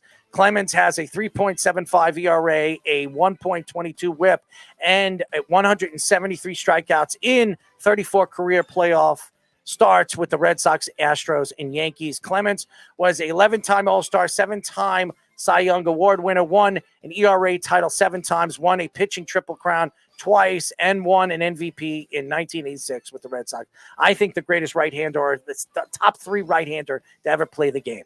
And again, you look at it, heavy strikeout numbers, too, for that generation, too. 1986 was the first boom of that strikeout range since we were talking about Tom Seaver yesterday, that second dead ball era in the 60s. And Roger Clemens did it for a very long time. He was a rookie on that 86 team that went to the World Series for the Red Sox and lost against the Mets. So his longevity was great for a long time and did well in the playoffs as well. Mark Messier, in his 25-year career, Messier had 694 goals, 1,193 assists, and 1,887 total points. In his 10-year career with the Rangers, Messier had 250 goals, 441 assists, and 691 points. Messier had a 5 All-Star game appearance, won 2 Hart trophies, 2 Pearson trophies, and won a Conn Smythe in the 1984 Stanley Cup versus the Islanders. In his Rangers career in the playoffs, Messier had 80 goals, 135 assists, and 215 points in 70 playoff games.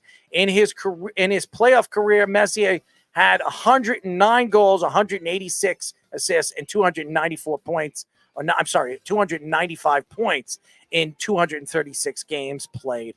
Mark Messier, one of the greatest captains in New York history, and really was the face of that 94 Stanley Cup championship team. Yeah, and you needed that leader because the Rangers were always a talent pool, but they always needed that guy that really carried them, and that's why they brought in all those Oilers teammates at the trade deadline, even though a lot of Ranger fans didn't like that they traded Mike Gartner at the time. They brought in that other leadership too, and Mark Messier still was very good for a long time, changing that whole outlook for the Rangers at that time until they had to have it fall apart, and still one of the greatest passers, one of the greatest points guys we've ever seen. I'm going to go with him just for that reason, though. I think the longevity both with the Rangers and with the Oilers was very strong, and his stats right on the top of NHL history, too, right behind Wayne Gretzky and all those guys. I'm going with Roger Clemens. I think Roger Clemens, because of what he did and how dominant of a pitcher he was, and that was before the steroids. He was fantastic. And even with the Yankees, he was a big part of a couple of the championships that he was a part of with the New York Yankees organization. And he had a very good Yankee career when he was there. So I'm going with Roger Clemens, and you're going with DeBrickashaw Ferguson, and I'm going with the one and only Carmelo Anthony. All right, so 2 disagreements. Before we wrap up the show, I got a text from Ovie. He just wanted me to promote this as well. Yes. His wife has a company, Afford Care Assurance. It's a health insurance company, benefits for his employees. He wanted me to promote that on there. Absolutely. And we'll promote it on our social media as well. Thank you to Ovie for joining us, and wishing you all the best this season, and wishing you your wife all the best with her company as well. And thank you for obviously our great guest, athletic NBA analyst and author of Midrange Theory, Seth Anchorage Man Partnow. He was fantastic. And Ovie Mughelli, who was fantastic as well. All pro fullback, great player, and a fan of the show, and we're a fan of his. So thank you for Ovie for joining us. He was fantastic as well. We will be back next Wednesday, hopefully without Jeff, that fat you know what. I'm not going to say it on there. I'm just going to say something. When you call the show and when you're going to post things on social media and you're going to attack, and I don't care if you're a mole or whatever the hell you call yourself, all right? If you have nothing good to say, you have nothing to add to this show, don't waste your time. And for people to sit there and just to enjoy what this man says, he's not funny. It's not funny at all. I let him speak. I give him an opportunity. I give him a mic to really state his opinion. His opinions suck. They're terrible arguments, and then he tries to attack New York fans. If you don't like New York fans, don't listen to the show, bud. That's all I'm going to say.